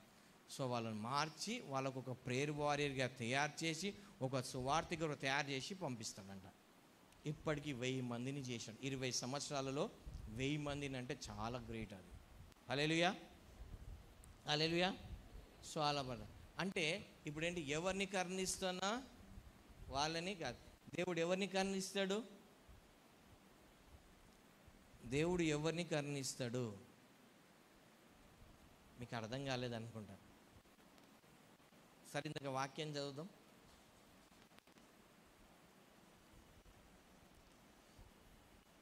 మనం దేని గురించి మాట్లాడుతున్నాం? హృదయం గురించి మాట్లాడుతున్నాం. ఆ హృదయంలో ఏముండాలి? జీవధారలు ఉండాలి. నువ్వు హృదయంలో ఏం భద్రపరుచుకుంటున్నావు? ప్రతి అవసరము క్రీస్తునందు ప్రతి అవసరము తీర్చబడును. అవునా? సో ఇక్కడ నువ్వేంటిది, దేవుడు కృప వలనే కలిగింది కానీ మన ప్రయాసం వలన వచ్చింది కాదు. సో నువ్వు ఇక్కడ దేవుని నింపుకున్నావు అనుకో, ప్రతి అవసరం కోసం నువ్వు ఎవరిని చూస్తావు? ఎవరి మీద ఆధారపడతావు? పడతామా పడమా? సో మా హృదయంలో ఏంతో నిండుకొని ఉండాలి? అవసరతలు ప్రతి ఒక్కరికి ఉన్నాయి, మీకున్నాయి, నాకున్నాయి, అందరికీ ఉన్నాయి. ప్రతి మనిషి అనే ప్రతి ఒక్కరికి ఏదో అవసరం అయితే ఉంది. అవసరం లేకపోతే దేవుణ్ణి మనం దగ్గరకు వస్తామా? మనం చాలా మంచోళ్ళం కదా. అవసరం ఉంటే దేవుని దగ్గర, అవసరం తీరిపోయిన మనిషికి అంటాడు, ఎవరు అప్పు తీసుకెవరెవరో ఒకటి ఉంటాడు, అప్పు తీసుకోగానే ఇస్తుంది, ఇక్కడ పోతున్నామా? ఎందుకంటే చివరి దినాలలో ప్రేమ, అందుకోసం అప్పు ఇవ్వద్దు, అప్పు తీసుకోవద్దు. హల్లెలూయా. అప్పు ఇవ్వద్దు, ఇస్తే 10 రూపాయలు ఇచ్చి గమ్మునుకో, కానీ మళ్ళీ దానికి రిటర్న్గా అడగకు. ఓకే, హల్లెలూయా. సో మన హృదయంలో ప్రతి అవసరాలు ఉంటాయి. ఈ అవసరతలు ఎవరు తీరుస్తారు? హృదయంలో ఎవరు ఉండాలి మనకు? నడుము సత్యం ఉండాలి హృదయంలో. దేవుడు ఒక వాక్యాన్ని దేవుడు చేస్తాడనేది, దాన్ని ఏం చేయాలి? నువ్వు క్రీస్తుని భద్రపరచుకోవాలి. ఓకే, నెక్స్ట్ ముందుకెళ్దాం. 15వ వచనం. పాదములకు సమాధానమైన జోళ్ళు, ఏంటిది? హృదయంలో ఏముండాలి? క్రీస్తు ఉండాలి. దాని తర్వాత దాన్ని తగ్గినట్టు ఏం చేయాలి? కింద పాదములకు సమాధానమైన సువార్త. సరే, ఈ సమాధానమైన సువార్త ఎలా అంటే, ఫస్ట్ మత్తయి సువార్త 5వ అధ్యాయం 24వ వచనం చూద్దాం. మత్తయి సువార్త 5:24, 18, 21 తర్వాత. మత్తయి సువార్త 5:24.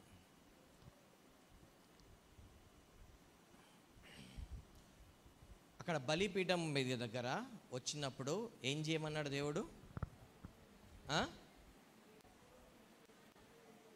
నువ్వు బలిపీఠం దగ్గర అంటే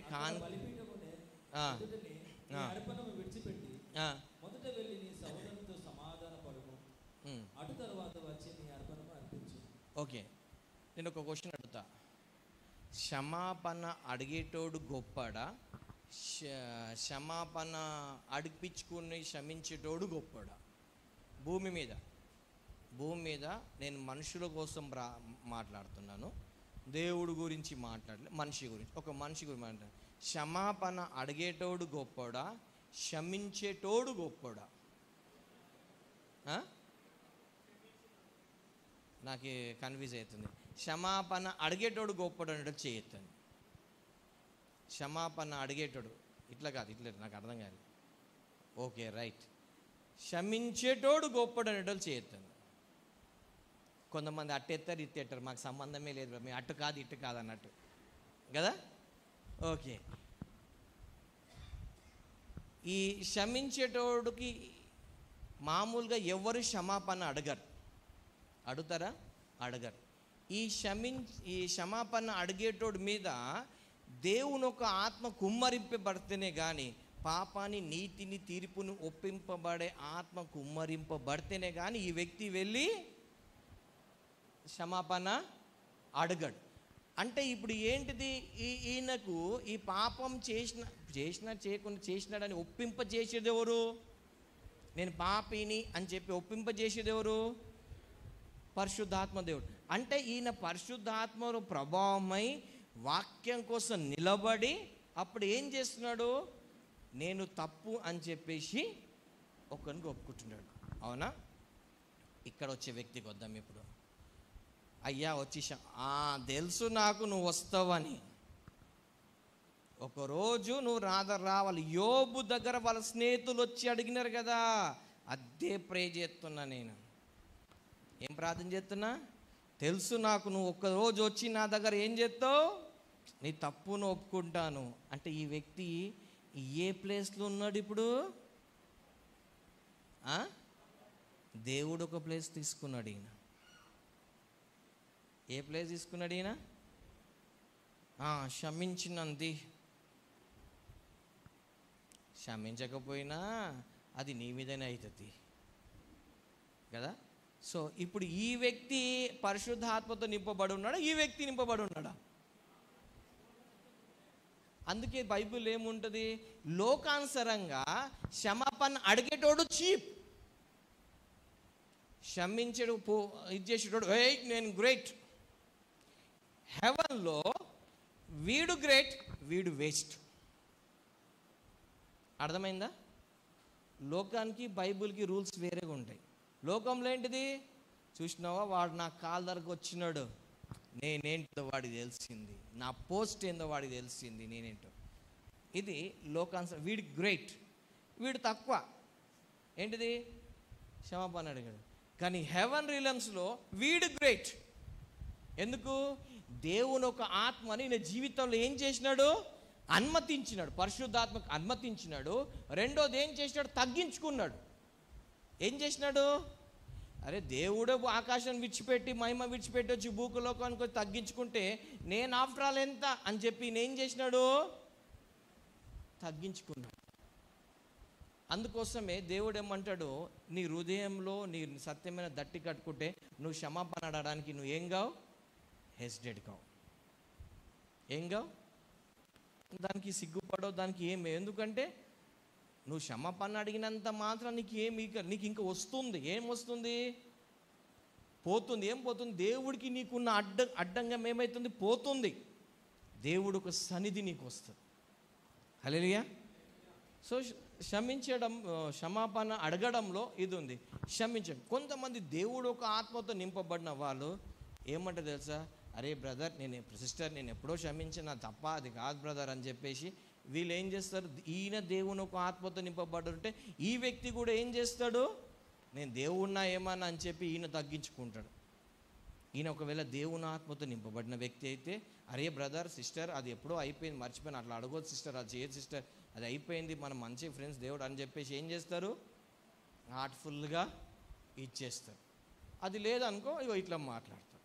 ఓకే, సో ఇప్పుడు ఏంటిది, మత్తయి సువార్త ఏముంది అంటే బైబిల్లో పాత నిబంధనలో కానుకలు చాలా ఇంపార్టెంట్. కానీ కానుకల కన్నా ఈ ముఖ్యమైనది ఏంటిది, నువ్వు సమాధాన పడడం. నేను ఒక సంఘటన జరిగింది చెప్తా. చర్చ్లో ఒక పాస్టర్ గారు, ఇప్పుడు ఎట్లా ఉంటుందంటే హెబ్రోన్ చర్చ్ కానీ కొన్ని చాలా సంఘాలు ఎట్లా ఉంటుందంటే ఒక ట్రైనింగ్ ఇచ్చి వాళ్ళు ఏం చేస్తారు, ఒక చోటికి పంపించేస్తారు. అవునా, ఎవరిని అక్కడ పెట్టుకోరు, ట్రైనింగ్ ఇస్తారు. వాళ్ళు ఒక 1 year భక్తి సింగారు అయితే ఏం చేస్తారంటే నెల రోజులు తిప్పించుకుంటారు, తర్వాత బైబిల్ చదవమంటారు, తర్వాత అట్లా 6 నెలలు ట్రైనింగ్ ఇచ్చి పంపించేస్తారు హెబ్రోన్ వాళ్ళు. అంటే అంకుల్ భక్తి సింగ్ అంకుల్ టైంలో అలా జరిగేది.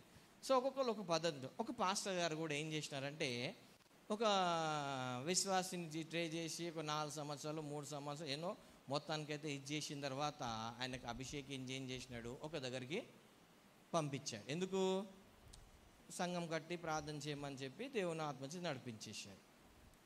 తర్వాత ఇంకొక పాస్టర్ వచ్చి ఆయనకు అన్నాడంట, ఇది దేవుని చిత్తము కాదు, నువ్వు ఇక్కడికి ఎలా వచ్చావు,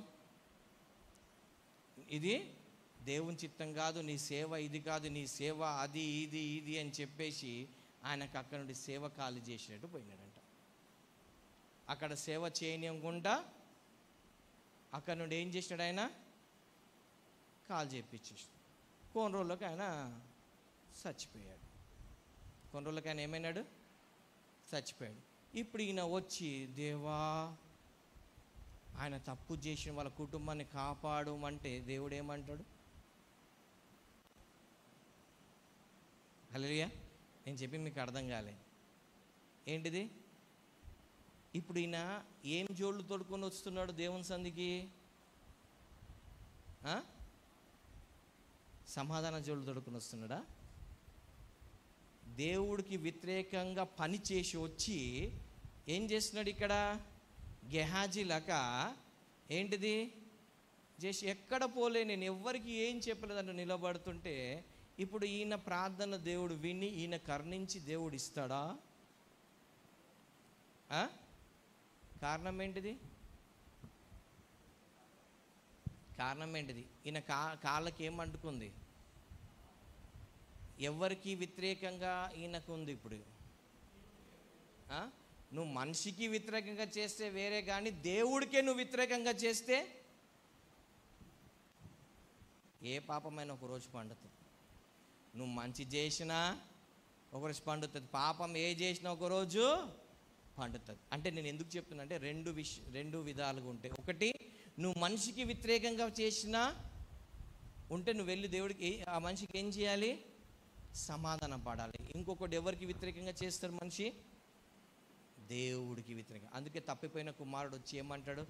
తండ్రి, నీకును పరలోకానికి వ్యతిరేకంగా నేను పాపము చేసినాను. సో పాత నిబంధనలో కానుకలు ఎంత ఇంపార్టెంటో, కానుక కన్నా ఎవరు ఇంపార్టెంట్?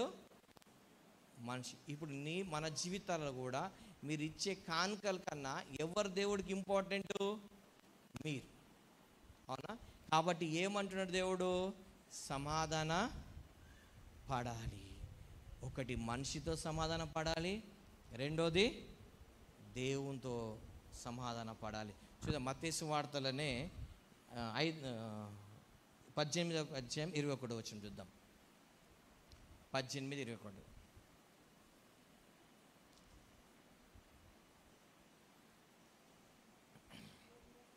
మత్తయి సువార్త 18వ అధ్యాయం 21 వచనం. ఆ సమయమున పేతురు ఆయన ఎదుగు వచ్చి ప్రభువా, నా సహోదరుడు నా ఎడల తప్పిదము చేసిన ఎడల నేను ఎన్ని మార్లు అతన్ని క్షమించవలను? 7 మార్ల మట్టుగా అని అడిగాను. అందుకు యేసు అతనితో ఇట్లనెను, 7 మార్ల మట్టుకే కాదు, 70 ఏళ్ల మారు మట్టుకని నీతో చెప్పుచున్నా. ఏంటిది? ఇటు క్షమాపణ అడగడము, క్షమించడం, ఈ రెండు ఇక్కడ వాక్యంలో చూపిస్తుంది. హల్లెలూయా. ఊకేదంటే మరి నువ్వు నేను చేసే పాపాలు దేవుడు ఈ రోజుకి ఎన్నిసార్లు క్షమిస్తున్నాడు? అవునా? యేసు ప్రభు ఏదైనా చేసి చెప్తాడు, చెయ్యందైనా చెప్పాడు. అవునా? సో మనం ఏం చేయాలి? ఫస్ట్ సమాధానం. ఏంటిది? మనుషులతో సమాధానం లేకపోతే ఒక మాట అంట, మన ఫ్యామిలీస్లో చెప్తా, భర్త భార్యను ప్రేమిస్తాడు అనుకో, భార్య చుట్టాలు వస్తే ఏం చేస్తాడు? మంచి చూసుకుంటా, మంచి చూసుకోడా? భార్య భర్తను ప్రేమించట్లేదు అనుకో, భర్త చుట్టాలు వస్తే భార్య ఎట్లా చూస్తుంది? ఎలా చూస్తుంది? అయ్యో చెప్పండి, మీకు నోర్లు తీసుకొచ్చారా? చెప్పండి, ఎలా చూస్తారు? నేనే వండి పెట్టానా, నేనే చేసి అంటే మనము ఈ వ్యక్తిని బట్టి ఆ వ్యక్తి వెనుకలు ఉన్న వ్యక్తులను మనం ఏం చేస్తాము? గౌరవించడం, రెస్పెక్ట్ చేయడం చేస్తాం. అవునా? అదేవిధంగా నిన్ను పట్టి నీ దేవుడు మహిమపరుస్తబడుతున్నాడా? నిన్ను పట్టి నీ దేవుడు ఏమవుతుంది? హల్లెలూయా. ఎందుకు సమాధానం పడాలంటే నిన్ను పట్టి నీ దేవుడు ఏమవ్వాలి? క్రైస్తవులు. నాకు నేను ఒక సిస్టర్ టెస్ట్ మని చెప్పింది. ఏమనంటే, సిస్టర్ ఈ బ్రదర్ నీకు ఎలా పరిచయము అన్నది. ఒక సిస్టరు ఒక బ్రదర్ని చర్చ్కి తీసుకొస్తే నేను ఎందుకు అంటే, సిస్టర్ ఈ బ్రదర్ నీకు ఎలా పరిచయం అంటే, బ్రదర్ మీరు మా పాప హాస్పిటల్ ఉన్నప్పుడు మీరు వచ్చారు కదా బ్రదర్? వచ్చాను. మీరు పక్క బెడ్కి చూశారు కదా అంటే, అవును. ఆ పక్క బెడ్డోడికి సువార్త చెప్తే ఈయన రక్షణ పొంది బైబుల్ చదివి ఈయన మారి ఈయన ప్రవర్తన చూసి ఆయన దేవుణ్ణి నమ్ముకున్నాడు బ్రదర్ అని. ఈయనను చూసి ఆయన నమ్ముకొని అప్పుడు అందుకే ఆయనకు ఇక్కడ నడిపించిన బ్రదర్ అని. అంటే ఇప్పుడు ఆయన యేసు ప్రభుని ఎవరిని చూసి నమ్ముకున్నాడు? ఆయన ఒక వ్యక్తి, యేసు ప్రభు నమ్మిన వ్యక్తిని. అందుకోసమే నువ్వు ఎవరిని రిప్రజెంట్ చేస్తున్నావు? యేసు ప్రభుని రిప్రజెంట్. కాబట్టి నిన్ను పట్టే దేవుడిని నమ్ముతారు, దేవుడు నమ్మకపోతే నిన్ను పట్టే నమ్మరు. అందుకోసమే దేవుడు ఏమన్నాడు? సమాధానమైన జోళ్ళు అంటే అందరితో సమాధానం ఉన్నప్పుడు ఏమవుతుందో అదే గాస్పుల్లోకి వెళ్తుంది. ఏముంది అక్కడ? ఏంది? సువార్త నిమిత్తమై సమాధానమైన. ఇప్పుడు ఈయన లైఫే దేవుళ్ళు ఉన్నప్పుడు ఈయన లైఫ్ని చూసి సమాధానంగా ఏమైనాడు? ఆయన దేవుని నమ్ముకోవడానికి వచ్చిన. అవునా?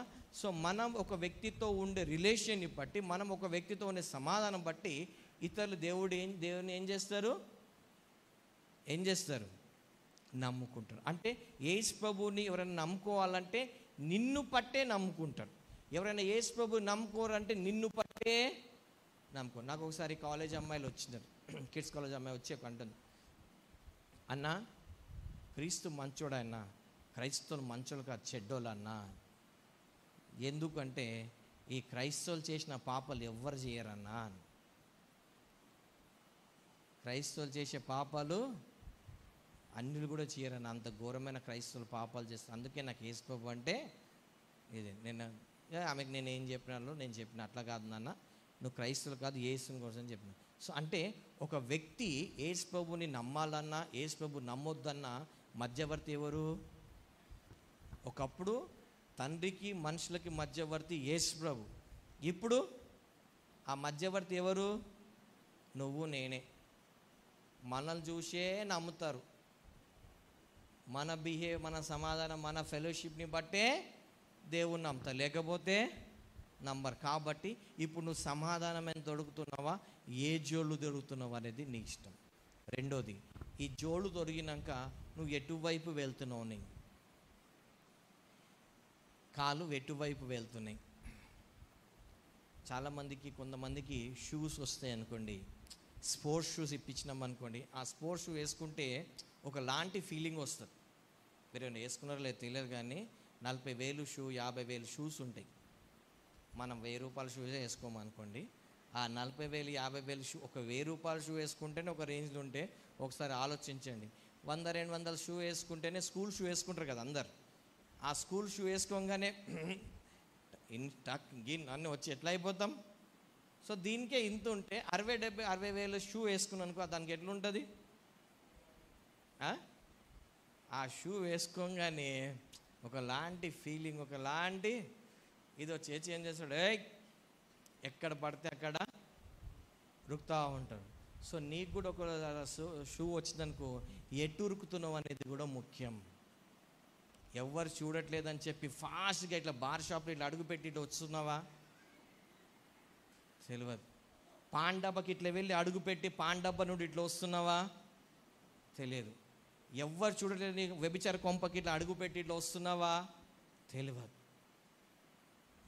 ఎక్కడ నువ్వు అడుగు పెడుతున్నావో జాగ్రత్త. ఎందుకంటే పైనుండి ఒక శాటిలైట్ సీసీ కెమెరాస్ నీ మీద ఉన్నాయి. ఈ కెమెరా ఏం చేస్తుందంటే ఇక్కడ అనుకుంది కూడా స్కాన్ చేసి పెడుతుంది అక్కడ, ఇక్కడ అనుకుంది కూడా. ఎందుకంటే దేవుడు నాకు హెవెన్ తీసుకెళ్ళినప్పుడు ఫస్ట్ టైము ఆడ ఏం చూసినానంటే, డోర్ ఓపెన్ కానీ ఏంజల్స్ రాస్తున్నారు అనమాట, ఇట్లా టకా టకా టకా. ఎందుకు? ఈయన ఏమనుకుంటున్నాడు, ఈయన ఏం చెప్పి ఇవన్నీ అక్కడ ఏమవుతున్నాయి, రాయబడుతున్నాయి. సో దానికి ఒక అకౌంట్ ఇవ్వాల్సి వస్తుంది. కాబట్టి నువ్వు జోళ్ళు దొరుకుని ఎటుపోతున్నావు అనేది కూడా ముఖ్యం. జోళ్ళు దొరుకుని ఏ ప్లేసెస్కి వెళ్తున్నావు? రాంగ్ ప్లేస్కి వెళ్తే ఏమవుతుంది? చెప్పులు పోతాయి. ఏమవుతాయి? చెప్పులు పోతాయి. నీ సమాధాన జోళ్ళు పోతాయి. కాబట్టి ఎక్కడికి అడుగు పెడుతున్నావు అనేది కూడా బీ కేర్ఫుల్. ఓకే, మనం కిందికి వెళ్దాం. నెక్స్ట్ 16వ వచనం. సమాధాన సువార్తమైన సిద్ధ మనసును జోడు తొడుగుకొని నిలవబడుడి. ఇవన్నీ గాక విశ్వాసమైన డాలు పట్టుకొని, విశ్వాసమైన డాలును పట్టుకొని. ఈ డాల్ ఏం చేస్తుంది? అగ్ని బాణాలన్నిటినీ దానితో మీరు ఆపుతారు. అగ్ని బాణములన్నిటి ఆర్పుటకు శక్తిమంతులగుదురు. ఏంటిది? ఒక డాల్ ఉందనుకోండి, అగ్ని బాణాలు వేస్తే ఆ డాల్ వెనకాల కూర్చున్నాం అనుకోండి, ఏమవుతుంది? ఆ అగ్ని బాణాలు వచ్చి అన్నీ ఏమవుతుంది? డాల్కి దాగుతాయి. అవునా? సో మనది కూడా పౌలు భక్తుడు అంటాడు, ఏమంటాడు? నేను మంచి పోరాటం పోరాడి తిని నా విశ్వాసాన్ని కాపాడుకుంటాడు. అంటే మన పోరాటం అంతా దేని మీద ఉంది ఇప్పుడు? విశ్వాసం. అంటే నువ్వు దేవుని దగ్గర నుండి విశ్వాసిగా తప్పిపోవాలి అని చెప్పి, వాక్యం ఏమో నిన్ను, వాక్యం వినుట వలన మనకేమొస్తుంది? విశ్వాసం వస్తుంది. విశ్వాసం రాగా నువ్వు విశ్వాసివి అవుతావు. కానీ సాతాను గాడు ఏం చేస్తాడు? ఆ విశ్వాసాన్ని తీసి నిన్ను పిశాసి చేయాలని చూస్తాడు. అర్థమైందా? వాక్యం వినుట వలన మనకేమొస్తుంది? విశ్వాసం వస్తుంది. విశ్వాసం వల్ల నువ్వు ఏమవుతావు? విశ్వాసి అవుతావు. ఒకవేళ విశ్వాసికి విశ్వాసం పోయిందనుకో, ఏమవుతాడు? పిశాసి అవుతాడు. అందుకోసం ఈ పోరాటం అంతా మనకి ఎందుకు తెలుసా అంటాడు. దేవుడు ఏం చేసినాడు? కామన్గా ఈ రోజులలో ఏంటంటే దేవుడు ఏం చేసినాడు, ఓ అంత ప్రార్థన చేస్తున్నావు, అంత చర్చ్కి వెళ్తున్నావు, అన్నీ చేస్తున్నావే, ఏం చేసినాడు? ఈ రోజుల కామన్ క్వశ్చన్ ఏంటిది? దేవుడు ఏం చేసినాడు? ఒకసారి మెంటల్ హాస్పిటల్కి వెళ్ళి చూడండి, ఏం చేసినాడో నీకు అర్థమవుతుంది. ఒకసారి రీహాబిటేషన్ సెంటర్కి వెళ్ళి చూడండి, దేవుడికి ఏం చేసినాడో అర్థమవుతుంది. కొంతమంది పక్షపాతంతో ఇంట్లో పడుకున్నారు చూడు, వాళ్ళకి వెళ్ళి చూడు, దేవుడికి ఏం చేసినాడో అర్థమవుతుంది. రోడ్డు మీద పడుకున్న దగ్గర వెళ్ళి చూడు, నీకు దేవుడు ఏం చేసినాడో అర్థమవుతుంది. చెప్పు లేకుండా కాళ్ళతో తిరిగేటోళ్ళకి వెళ్ళి చూడు, దేవునికి ఏం చేసినాడో అర్థమవుతుంది. రోడ్డు మీద ఆడుకుంటున్నాడు చూడు, వాళ్ళని చూడు, అప్పుడు దేవునికి ఏం చేసినాడో అర్థమవుతుంది. హాస్పిటల్లో బిల్లు కట్టకుండా అన్ని ఆస్తులు అమ్ముకొని కింద పైన అవుతారు చూడు, అప్పుడు నీకు అర్థమవుతుంది దేవుడు ఏమి చేసినాడు. నరకానికి వెళ్ళి చూడు, దేవుడు ఏం చేసినాడో అప్పుడు అర్థమవుతుంది నీకు. నరకానికి వెళ్తే మొత్తం టోటల్ సీన్ అర్థమవుతుంది. ఏం అర్థమవుతుంది? దేవుడు ఏం చేశాడు. ప్రార్థన చేస్తే ఏం లాభం నీకు? అప్పుడు లాభ నష్టాలు కనిపిస్తాయి. లాభం చర్చ్కి వెళ్తున్నావు, ఊకే చర్చ్కి వెళ్తాం, చర్చ్కి వెళ్ళి దేవుడు ఏం చేసినాడు? నీకు ఎక్కడన్నా వాక్యం చెప్పబడ్డదా? చర్చ్కి వెళ్ళినందుకు నీకు లక్షాధికారి అవుతావని ఎక్కడ చర్చలో చెప్పబడ్డదా? ఈ సంఘానికి వస్తే నువ్వు కోటీశ్వరుడు అవుతావని ఏ పాస్టర్ అయినా ప్రపంచంలో చెప్పినాడా? ఈ సంఘానికి వస్తే నీ కష్టాలు రావని ఏదైనా పాస్టర్ చెప్పినాడా? మళ్ళీ దేవుడు ఏం చేసినాడు అని అంటున్నావు. ఆ సంఘానికి మాడే, ఈ సంఘం మానే అంటే ఆ చర్చ్ పాస్టర్ చెప్పినాడా నీకు? ఈ చర్చ్కి వస్తేనే దీవించబడతావు, ఈ చర్చ్కి రాకపోతే నాశనమే చెప్పినాడా?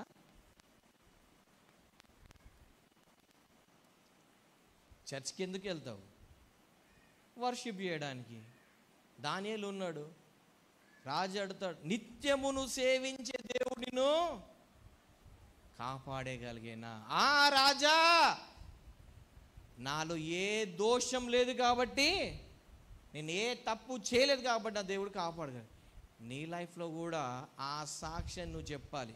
నిత్యం వర్షిప్ చేసినావు, ఓకే, దానియేలు లాగా నువ్వు కూడా అంటారు అందరూ. రాజు అన్నట్టు నిత్యమును సేవించే దేవుని రక్షించగలిగినా అన్నట్టు నీకు అంటారు. కానీ దానియేలు ఒక మాట అన్నాడు, ఏంటిది?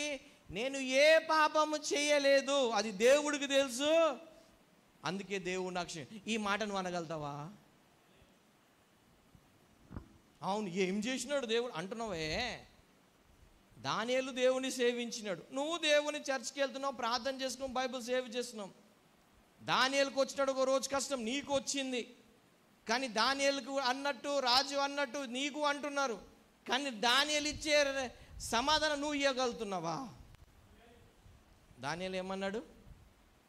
నేను ఏ పాపము, అందుకే దేవుడు నాకు ఏం చేసినాడు? కాపాడగలి. మరి నువ్వు? అవును, దేవుడు ఏం చేసినాడు, కరెక్టే కదా, ఇంత ప్రార్థన చేస్తున్నాడు.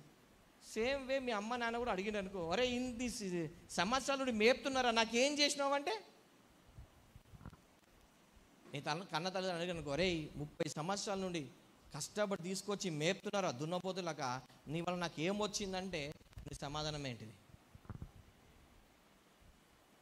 ఏం సమాధానం చెప్తావు? నా కడుపుని చంపుకొని కష్టపడి ఎండ అనగా రోగాలు వచ్చిన హాస్పిటల్ పోకుండా అట్లనే కష్టపడి తీసుకొచ్చి నీకు 30 సంవత్సరాలు మేపుతున్నారా, నీ వల్ల నాకేంటిది, ఏం చేసినారా అంటే సమాధానం ఏంటిది? నీకు బట్టలు కొనిచ్చిన, స్కూల్స్ ఫీజు కట్టినా, స్కూల్ చదివించిన, ఎక్కడ పడతాక ఎడ్యుకేషన్ పంపించిన, అది తిప్పించిన, ఇది చేసిన, అన్నీ నువ్వు ఏడ్చిన అన్నీ ఇచ్చినారా 30 సంవత్సరాలు, నువ్వు నీకు చేసి ఏం లాభం అంటే ఏంటి నీ సమాధానం? ఏంటి సమాధానం? చాలామంది ఈ రోజులు అంటాడు, దేవుడు ఏం చేసినాడు? ఏం చేసినాడు దేవుడు? నాకైతే నిత్య జీవం ఇచ్చినాడు. హల్లెలూయా. నాకైతే నిత్య జీవం ఇచ్చినాడు దేవుడు, మరణం నుండి తప్పించినాడు దేవుడు. ఈ కష్టాలని ఎలా ఉంటే రేపు పోతాయి, ఎలా ఉండే రేపు వస్తాయి. దీనికి ఇవన్నీ పర్మనెంట్ కాదు. ప్రతి ఒక్కరు టైం ఉంటుంది. అందరూ అంటే యేసుప్రభుని నమ్ముకుంటే కష్టాలు పోతాయి. మరి మేము యేసుప్రభుని నమ్ముకుంటే మాకు మస్తు కష్టాలు వచ్చినాయి. మరి ఒక్కటి కాదు, నేను 14 సంవత్సరాలు తిండి లేక కూడా ఏడ్చినాం. మరి అంతకుముందు మాకు ఫుల్ ఉంది, మళ్ళీ వచ్చిన తర్వాత పోయింది. మరి అంటే దేవుడు మా పాస్టర్ గారు నీకు నమ్ముకున్నాక మా కరువు వచ్చింది అని అన్నామా మేము చర్చికి వెళ్ళి? లేదు. ఎందుకు? ఆ రోజు 14 సంవత్సరాలు కష్టపడి, కానీ ఇప్పుడు దేవుడు మంచి ఆహారం ఇస్తున్నాడు, మంచి వస్త్రాలు ఇస్తున్నాడు, మంచిగా ఇస్తున్నాడు. ప్రతి ఒక్కరికి ఏంటిది? ఈ కష్టాలు అనేటివి పర్మనెంట్ కాదు, కానీ పర్మనెంట్ ఏంటిది? నిత్య జీవం యేసయ్య. హల్లెలూయా. దాన్ని పట్టుకోడు. బైబిల్లో చూడండి, వాళ్ళు చనిపోయినారు కానీ క్రీస్తుని విడిచిపెట్టలేదు. అవునా? చనిపోయినారు, వాళ్ళ ప్రాణాలు త్యాగం చేశారు, కానీ క్రీస్తుని మట్టుకు విడిచిపెట్టలే. ఈరోజు ఎవరైనా అనగానే అవును ఏం చేసినాడు దేవుడు? సో వేది యువర్ ఫెయిత్. అగ్ని బాణాల అపవాది వేస్తే ఏమవుతున్నాడు కదా? అందుకోసమే విశ్వాసమైన డాల్ని ఏం చేయమంటున్నాడు? పట్టుకోవాలి. ఏంటిది? దేవుడు నాకు నిత్య జీవం ఇచ్చే.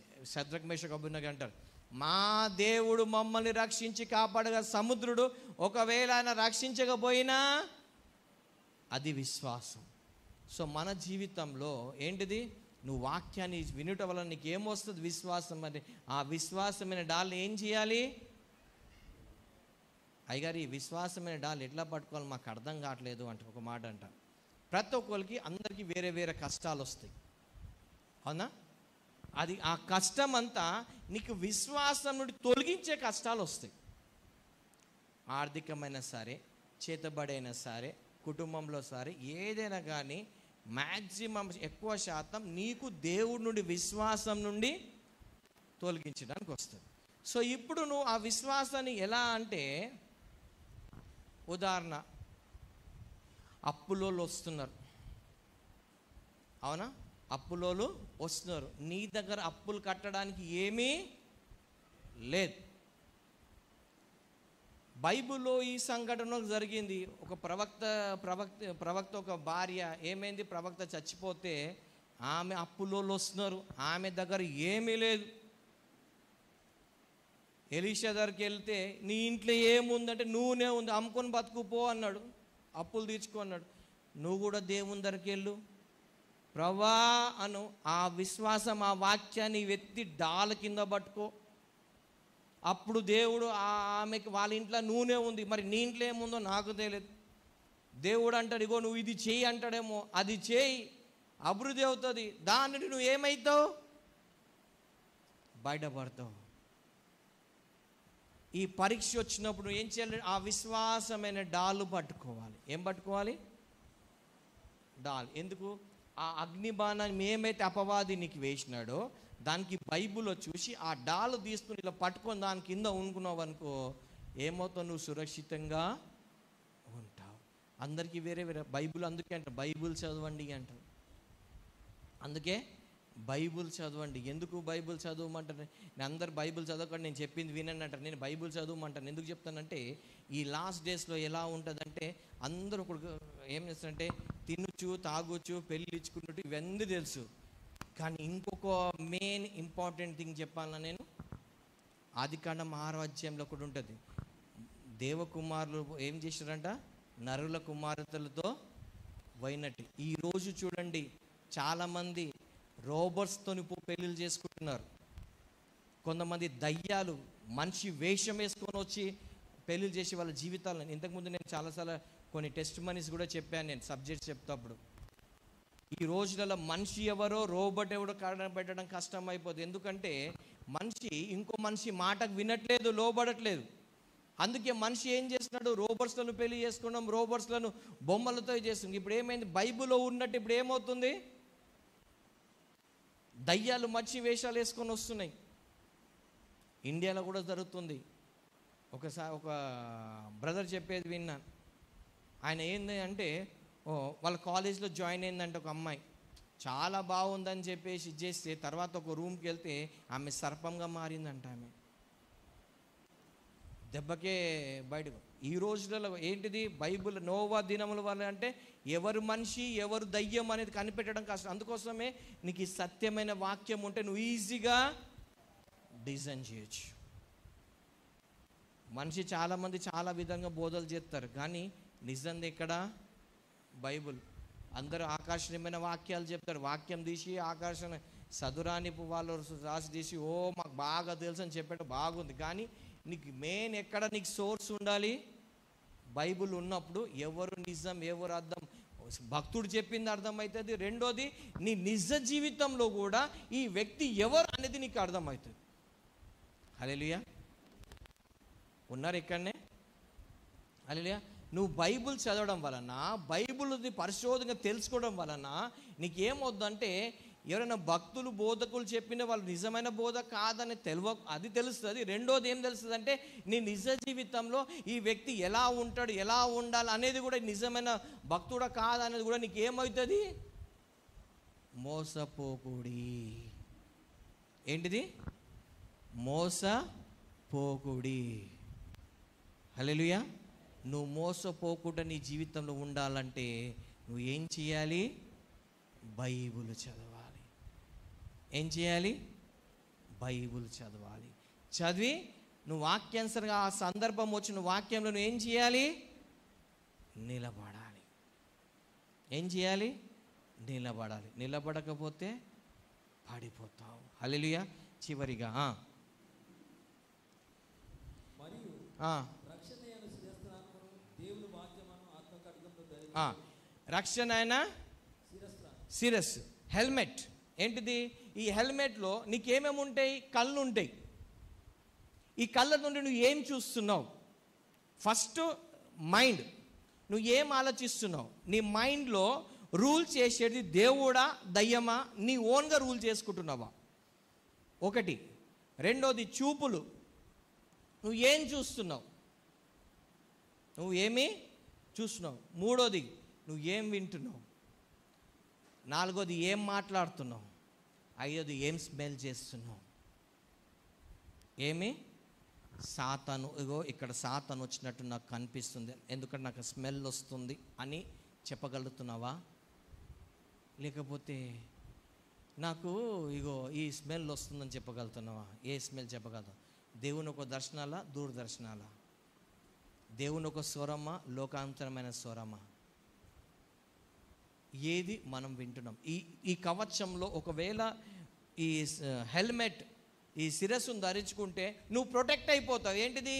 లోకాంతరమైన పాపిష్టమైన ఏది వినకుండా నువ్వు ప్రొటెక్ట్ ఉంటావు. ఇది లేదనుకో ఏమవుతుంది? నీ తలంపులన్నీ అపవాది తలంపులో ఉంటాయి. నీ చూపులన్నీ అపవాదికి ఇష్టమైన చూపులే చూస్తావు. వినికిడన్నీ అపవాదికి ఇష్టమైన వినికిడే వింటావు, అపవాదికి ఇష్టమైన మాట్లాడతావు. అందుకంటారు నీకు ఎంత గర్వము అంటారు. అవునా? వాళ్ళు మాట్లాడే మాట ఏమంటారండి? ఊరు మంచిదంటే ఏమంటారు? ఏమంటారు అంటే ఎక్కడుంది మొత్తానికి? ఎదుటోడు తగ్గాలి కానీ మనం తగ్గేదే లేదు కదా.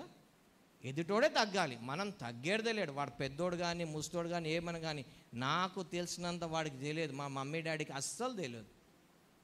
నీకేం తెలుసు డాడీ? నీకేం తెలుసు మమ్మీ? వాళ్ళు తెలియకుండానే నాన్న నీకు ఇంత పెంచి పెద్దగా చేసినారు. వాళ్ళకి ఏం రాకుంటే నీకు అన్నీ తీసుకొచ్చి పెట్టారు. వాళ్ళకి ఏం తెలియకుండానే నీకు కావాల్సినంత కూర్చొని మెప్పిస్తున్నారు నీకు. ఒక ఆవిడ బయటికి వెళ్ళి తింటుందంట. బయటికి వెళ్ళి నిలబడి తింటుంటే వాళ్ళ భర్త బయట నుండి వచ్చినాడంట, డ్యూటీ నుండి వచ్చాడంట. ఏందే బయట నిలబడి తింటున్నావు అంటే, నువ్వు అంటున్నావు కదా రోజు ఇంట్లో కూర్చొని తింటున్నావు అని, అందుకే బయటకు నిలబడి తింటున్నాను. అట్లా అయిపోయింది ఇప్పుడు. హల్లెలూయా, హల్లెలూయా. సో ఏంటిది? హెల్మెట్ అనేది పెట్టుకోవాలి. ఎందుకు? అపవాదిని వచ్చి దానికి మన మైండ్లోకి వెళ్ళకుండా ప్రొటెక్షన్ కింద పెట్టుకోవాలి. నెక్స్ట్ ఏంటిది? స్వర్డ్. ఏంటిది? ఖడ్గం. యుద్ధానికి వెళ్ళినప్పుడు ప్రతి ఒక్కరు ఏం పట్టుకొని వెళ్తారు? ఖడ్గం పట్టుకొని వెళ్తారు. ఖడ్గం లేకుండా ఎవరైనా వెళ్తారా? గన్ లేకుండా వారికి వెళ్తారా? వెళ్ళరు. సో మన ఖడ్గం ఏంటిది? వాక్యమైన ఖడ్గం. ఏం ఖడ్గము? మొన్న ఒకసారి ఒక మీటింగ్ దగ్గర పాస్టర్ గారు వచ్చారు. పాస్టర్స్ మీటింగ్, పాస్టర్ గారు వచ్చారు. 2-3 పాస్టర్ దగ్గర బైబిల్ లేదు. ఏం లేదు? బైబిల్ లేదు. ఇక ఆ పాస్టర్ గారు నాకు అంటారు, వాళ్ళకి బైబిల్ లేదు, వాళ్ళు పాస్టరేనా అంటే, వాళ్ళు పాస్టర్లే అన్నా నేను. మరి వాళ్ళతో బైబుల్ లేదు అంటే ఏమో ఉండొచ్చు పాకెట్, అలా బంద ఫ్యాషనబుల్ పాకెట్ బైబుల్స్ కదా, పాకెట్లో ఉండొచ్చు ఏమో నేను అన్నా. లే వాళ్ళ బైబుల్స్ కనిపి నువ్వు అడుగు అంటే నేను ఎందుకు అడుగుతాను ఆయన, కాబట్టి నువ్వే అడుగు నేను అన్నా. వాళ్ళ పాస్టర్సేనా, సో నువ్వే అడుగు నైనా, వాళ్ళైతే పాస్టర్స్ నాకు తెలుసు, మరి బైబుల్ పెట్టుకున్నారో లేదో నాకు తెలియదు అని. తర్వాత కొద్దిసేపు అయినాక పాటలు అయిపోయినాయి, పాస్టర్ గారు వాక్యం చెప్పి మెయిన్ స్పీకర్ వచ్చి వాక్యం చెప్తుంటే మొబైల్ తీసి బైబుల్ తీస్తుంటే ఆయన అన్నాడు, ఓహో ఈ బైబిల్ పెట్టుకున్నారా వీళ్ళు అన్నాడు. ఏ బైబిల్? మొబైల్ బైబిల్ పెట్టుకున్నారా అంటే లేటెస్ట్ టెక్నాలజీ వాడుతున్నారు పాపం వాళ్ళకి అన్నాడు. అయిపోయింది. తర్వాత ప్రేయర్ అయిపోయింది, మీటింగ్ అయిపోయింది, అంతా అయిపోయిన తర్వాత ఈ పాస్టర్ వాళ్ళు ఈయనకి ఏదో మీటింగ్ దగ్గర కల్పించారంట. ఎక్కడ? ఏదో మీటింగ్ దగ్గర ఏదో విశ్వాస దగ్గర కల్పించాడు. ఆ విశ్వాసింట ఆ పాస్టర్ దగ్గర వచ్చారంట, ఈ పాస్టర్ దగ్గర పోయినారంట, ఇద్దరు పోయినారంట. పోయిన తర్వాత ఇప్పుడు ఈ పాస్టర్కి ఏముంది, ఈయన తన బైబిల్ లేదు, ఏముంది? ఫోన్ బైబిల్ ఉంది. అక్కడ ఏమైంది, ప్రేయర్ అవుతుంది, ప్రేయర్ స్టార్ట్ అవుతుంది, ఒక దయ్యం పట్టిన ఆమె వచ్చిందంట. వచ్చి కూర్చొని చప్పట్లు కొడుతుందంట. ఈ మొబైల్ బైబిల్ పాస్టరే వాక్యం చెప్పాలన్నమాట. మొబైల్ బైబిల్ పాస్టర్ వాక్యం చెప్పాలి. ఆ పాస్టర్ ఏం చేసాడు, అప్పుడు బైబిల్ తీసి పెట్టుకున్నాడంట. పెట్టుకున్నాక ఆ దయ్యము ఈయన వాక్యం ప్రార్థన, మనం ఇప్పుడు ఇట్లా పెట్టుకొని వాక్యం నిమిత్తం ప్రార్థన చేద్దామంటే ఆ దయ్యం అన్నదంట, ఏ వాక్యం అన్నదంట. ఏమన్నదంట? ఏ వాక్యం అన్నదంట. సాతానా నోర్మి అన్నాడంట. సైదానా నోర్మి అన్నాడంట. మన వాక్యం నిమిత్తం ప్రార్థన చేసుకుందామని ప్రార్థన చేసినాక ఆమెనక బైబుల్ ఆమెనా మొబైల్ ఆమెనా అన్నదంట. ఆమె ఏందంట? Bible ఆమెనా mobile ఆమెనా అన్నదంట. ఈ పాస్టర్ గారికి అర్థం కావట్లేదు, ఈ పాస్టర్ గారికి అర్థం కావట్లేదు, ఈ దయ్యం ఎందుకు ఇట్లా మాట్లాడుతుంది అనేసి. తర్వాత కొద్దిసేపు ప్రేయర్ అట్లనే అయిపోయిన తర్వాత ఈ పాస్టర్ గారికి కోపం వచ్చేసింది. ఎందుకు? వాక్యం చెప్తేప్పుడు ఈమె డిస్టర్బ్ చేస్తుంది కదా, ఇక్కడ రా నీ పని చెప్తానని చెప్పేసి రా అని చెప్పి యేసు నామంలో పో దయ్యమా అంటే మొబైల్ దయ్యమా బైబిల్ దయ్యమా అన్నదంట. ఏం దయ్యమంట? మొబైల్లో ఉన్న దయ్యమో బైబిల్లో ఉన్న దయ్యం పోమన్నదంట.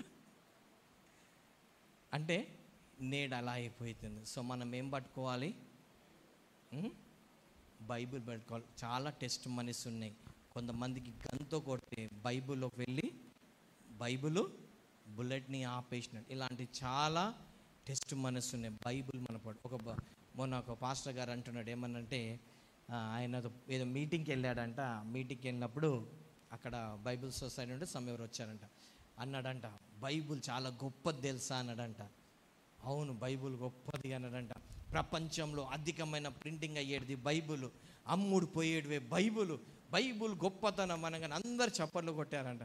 కొట్టిన తర్వాత భక్తుడు చెప్పినాడంట, ఈ రోజులలో బైబిల్ ఎంత ఫేమస్ అయిపోయిందంటే బైబిల్ ఎక్కడికి పరిమితం చేయబడ్డదంటే బర్త్డేస్కి గిఫ్ట్స్కి ఇవ్వడానికి బైబిల్ పనికి వస్తుందంట, మ్యారేజ్కి ఎక్స్చేంజ్ చేసుకోవడానికి బైబిల్ పనికి వస్తుందంట, చర్చ్కి వెళ్ళడానికి డ్రెస్ మ్యాచింగ్ కింద కవర్ తీసుకొని మ్యాచింగ్ బైబిల్ పట్టుకొని వెళ్తడానికి పనికి వస్తుందంట. కానీ ప్రతి ఇంట్లో 5-6 బైబిల్ ఉంటున్నాయంట, కానీ ఒక్క బైబిల్ కూడా ఇక్కడ ఉండట్లేదంట. ఒక్కడు బైబిల్ తీసి చదవట్లేదంట. ఏం చేయట్లేదంట? బైబిల్ కొంటున్నారు, మ్యాచింగ్ బైబిల్ కొంటున్నారంట.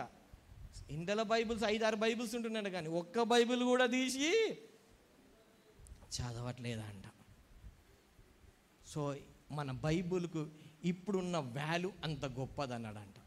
ఒకప్పుడు ఈ బైబిల్ కోసం ఎంతో రక్త త్యాగాలు చేసిన వాళ్ళు, అలాంటి వాళ్ళ రక్తాన్ని వాళ్ళు ధారపోసినందుకు ఈరోజు మనకి ఏమొచ్చింది? బైబిల్ వచ్చింది. కానీ ఈరోజు బైబిల్ని ఏ వాల్యూ, వాళ్ళ రక్తం కార్చినందుకు మనకి ఈరోజు బైబిల్ ఉంది. వాళ్ళు జైళ్ళలో వెళ్ళారు. మీరు ఒకవేళ అడోనిరామ్ జడ్సన్ ఒక స్టోరీ వింటే 3 సార్లు బైబిల్ రాసినాడు ఆయన. 3 సార్లు ఆయన బైబిల్ని తగలబెట్టేసినారు, జైల్లో వేసినారు. అయినప్పటికీ ఎంత బైబిల్ని కాపాడుకుంటూ రాసుకుంటూ వచ్చాడు ఆయన. సో బైబిల్ ఎంత ఇంపార్టెన్స్. కానీ ఈరోజు బైబిల్స్ని చాలా. కాబట్టి నువ్వు యుద్ధానికి వెళ్ళినప్పుడు ఏం కలిగి ఉండాలి అంటే వాక్యం ఏముండాలి నీకు? వాక్యం ఎప్పుడూ నీ దగ్గర ఉండాలి. హల్లెలూయా. వాక్యం లేకపోతే నువ్వు యుద్ధంలో, ఈరోజు చాలామందికి క్రైస్తవులకి చేతబడి ద్వారా, దయ్యాల ద్వారా పీడింపబడడానికి కారణం ఏం తెలుసా? తన వాక్యం లేదు కాబట్టి. ఖడ్గం ఉంటే, ఒకవేళ మీరు ఒక పోలీసు గన్ ఉందనుకోండి, మామూలు వ్యక్తి తన గన్ ఉంటే దగ్గర పోతారా? ఎందుకు? మరి నీ తన ఖడ్గం ఉంటే సాతాన్ గాడు వస్తాడా? కాబట్టి నువ్వు ఖడ్గాన్ని ఎప్పుడూ పట్టుకోవాలి. హల్లెలూయా. దేవుడి కొన్ని మాటలు దీవించిన అందరూ లేచిన పడదాం.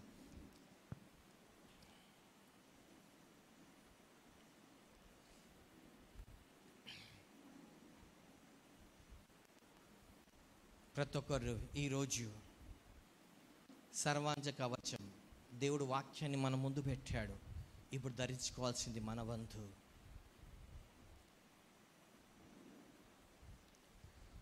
వాక్యాన్ని చదవడం ఒక్కైతే, వాక్యాన్ని లోకానికి వ్యతిరేకంగా ఉంటుంది వాక్యానికి వ్యతిరేకంగా లోకం ఉంటుంది. ఎందుకంటే లోకం సాతానికి సంబంధించింది. నువ్వు లోకానికి సంబంధించిన చట్టాలు పాటిస్తావా, లేకుంటే వాక్యంలో ఉన్న చట్టం వాక్యం కోసం నిలబడతావా? వాక్యం కోసం నిలబడ్డవాడు సర్వాంజ కవచం ధరించుకొని ఈ లోకం దాన్ని జయించి నాశనం చేసి లోకంలో ఉన్న వాటిని, ఈ శక్తి నాశనం, పరలోకంలో రివార్డ్ పొందుకుంటాడు.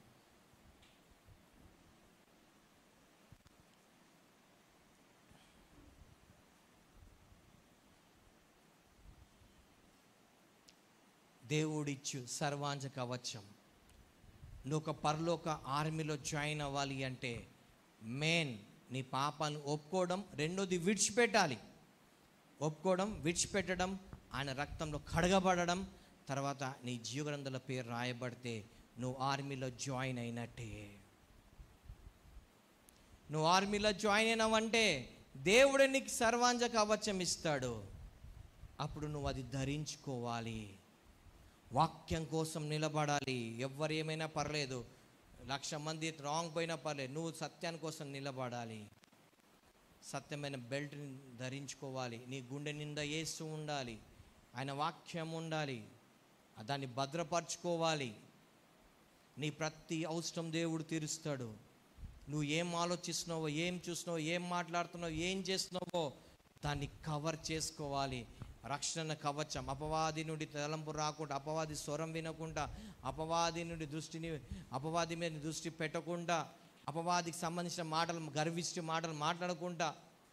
సో ఏం చేయాలి? నీ రక్షణ అనే శిరస్సును పెట్టుకోవాలి. సమాధానమైన జోళ్ళు, దేవుడితో సమాధానం ఉండాలి, నీ సహోదరుతో సమాధానం ఉండాలి. వాక్యం సెలవిస్తుంది, నీ పూర్ణ హృదయం, నువ్వు పూర్ణాత్మ, నీ పూర్ణ శక్తితో నీ దేవుణ్ణి ఆరాధించాలి. నంబర్ 1. రెండోది, నిన్ను వలె నీ పొరుగు వారిని ప్రేమించమన్నాడు. మనం ఎట్లుంటామంటే ఎదుటోడే నన్ను ప్రేమించాలి, కానీ నేను ఎదుటోడిని ప్రేమించాను. ఎదుటోడే నన్ను ప్రేమించాలి, నేను ప్రేమించాను. బైబిల్ సెలవిస్తుంది, ఎదుటోడు కాదు, నువ్వు ప్రేమించు మనిషి. ఎదుటోడు మారక, నువ్వు మారు. వాక్యమైన ఖడ్గం చేతిలో పట్టుకోవాలి. విశ్వాసమైన డాలు పట్టుకోవాలి. నీ కష్టం వచ్చినాడు వాక్యం నుండి ఆ కష్టాలు ఎక్కడున్నా తీసుకొని అది విశ్వాసం కింద డాల్ కింద పెట్టుకొని నిలబడు. దేవుడు ఖచ్చితంగా ఆ వాక్యం నేను ప్రొటెక్ట్ చేస్తుంది, ఆ వాక్యం నేను కాపాడుతుంది, ఆ వాక్యం నేను నడిపిస్తుంది. వాక్యం ఖడ్గం బైబుల్ నీ దగ్గర ఉంటే, వాక్యం నీ హృదయంలో ఉంటే, వాక్యం నీ నడుపుతూ నీ వాక్యంతో నడిచబడితే, అపవాది నీకు అటాక్ చేసిన అటాక్స్ అయితాయి. అటాక్స్ కావని చెప్పలే బైబుల్. అపవాది వేసి అగ్ని బాణాలు నువ్వు నాశనం చేయగలుగుతావు. ఒకవేళ నీ తన సర్వాంజ కవచం లేకపోతే ఆ అగ్ని బాణానికి నువ్వు గురి అయిపోతావు. కాబట్టి సర్వాంజ కవచం ధరించుకోవాలి. క్రీస్తు కోసం నిలబడాలి. యుద్ధం ఎప్పుడు వస్తుందో మనకు తెలియదు, దానియేలుకి ఎప్పుడు వచ్చిందో తెలియదు. కానీ అంటాడు, నిత్యము నువ్వు సేవించే దేవుడు నేను రక్షించగలిగిన అంటే, ఎస్ రాజా, నా దగ్గర ఏ పాపం లేదు కాబట్టి దేవుని రక్షించగలిగినాడు. మనం ఇవన్నీ వింటాం, కానీ ఈ సాక్ష్యం మనం కూడా చెప్పగలగాలి. దేవుడిచ్చి సర్వాంజ కవచం ధరించుకోవాలి. ఏ సైనికుడు కవచం ఆ సైనికుడే ధరించుకోవాలి. కాబట్టి ఈరోజు నీకు దేవుడు అందరికీ సర్వాంజ కవచం ఇచ్చాడు, ధరించుకో. యేసు ప్రభుని నీ సొంత రక్షకుడు అంగీకరించు. పాపాన్ని ఒప్పుకొని విడిచిపెట్టు. మళ్ళా పాప జీవితానికి వెళ్ళకు. అవసరం కోసం దేవుని దగ్గరికి రాకు. నువ్వు దేవుడి దగ్గర రాకపోయినా నీ అవసరం కొన్ని రోజుల్లో దేవుడు ఎట్లా తీరుస్తాడు. కానీ నిత్య జీవం కోసం యేసు ప్రభు నీ కోసం చనిపోయి తిరిగి లేచినాడని రా.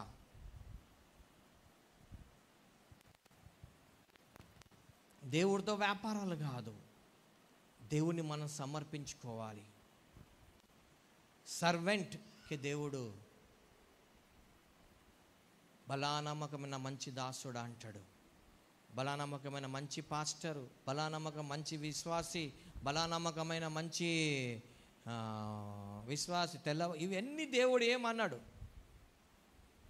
ఒక సర్వెంట్కి అంటాడు. నువ్వు క్రీస్తుకు దాసుడు అయితేనే నువ్వు బలానమ్మకాన్ని మంచి దాసుడు అంటాడు దేవుడు. కాబట్టి మనం క్రీస్తుకు దాసులుగా మారాలి. ప్రార్థన చేసుకుందాం. సర్వశక్తి గల దేవా, మౌనతుల నీకు వందనాలు చెల్లిస్తున్నాం ప్రభా. అయ్యా, ప్రతి ఒక్కరూ ప్రభా రక్షింపబడిన ప్రతి ఒక్కరికి ఒక యుద్ధంలో ఉన్నారు ప్రభా. ప్రతి ఒక్కొక్క సైనికుడు నాయనా ప్రభా. ఈ సైనికుడికి ప్రభా నువ్వు ఆ గుంపులో ఆత్మీయ గుంపులో మమ్మల్ని చేర్చుకున్నందుకు వందనాలు చెల్లిస్తున్నాం. ప్రతి ఒక్కళ్ళు సర్వాంజ కవచం ధరించుకొని అపవాదికి తంత్రాలు నాశనం చేయడానికి సహాయం చేయండి. ప్రతి ఒక్కరిని మీరు దర్శించినందుకు అయ్యా, విత్తబడ్డ వాక్యం మంచి నేల మీద నాటబడి అది 30 దంతులు 60 100 ఫలింపచేయండి. ప్రతి ఒక్కరు నీ కోసం నిలబడే కృపను దయచేయండి ప్రభా. ఎవరో వస్తారు నా జీవితంలో ఏమీ చేస్తారు కాదు, ప్రతి ఒక్కరు నీ కోసం నిలబడే కృపను దయచేయండి. పాపాన్ని విడిచిపెట్టి ప్రభా ఒప్పుకొని విడిచిపెట్టి నీ ఆత్మని పరిశుద్ధాత్మతో నింప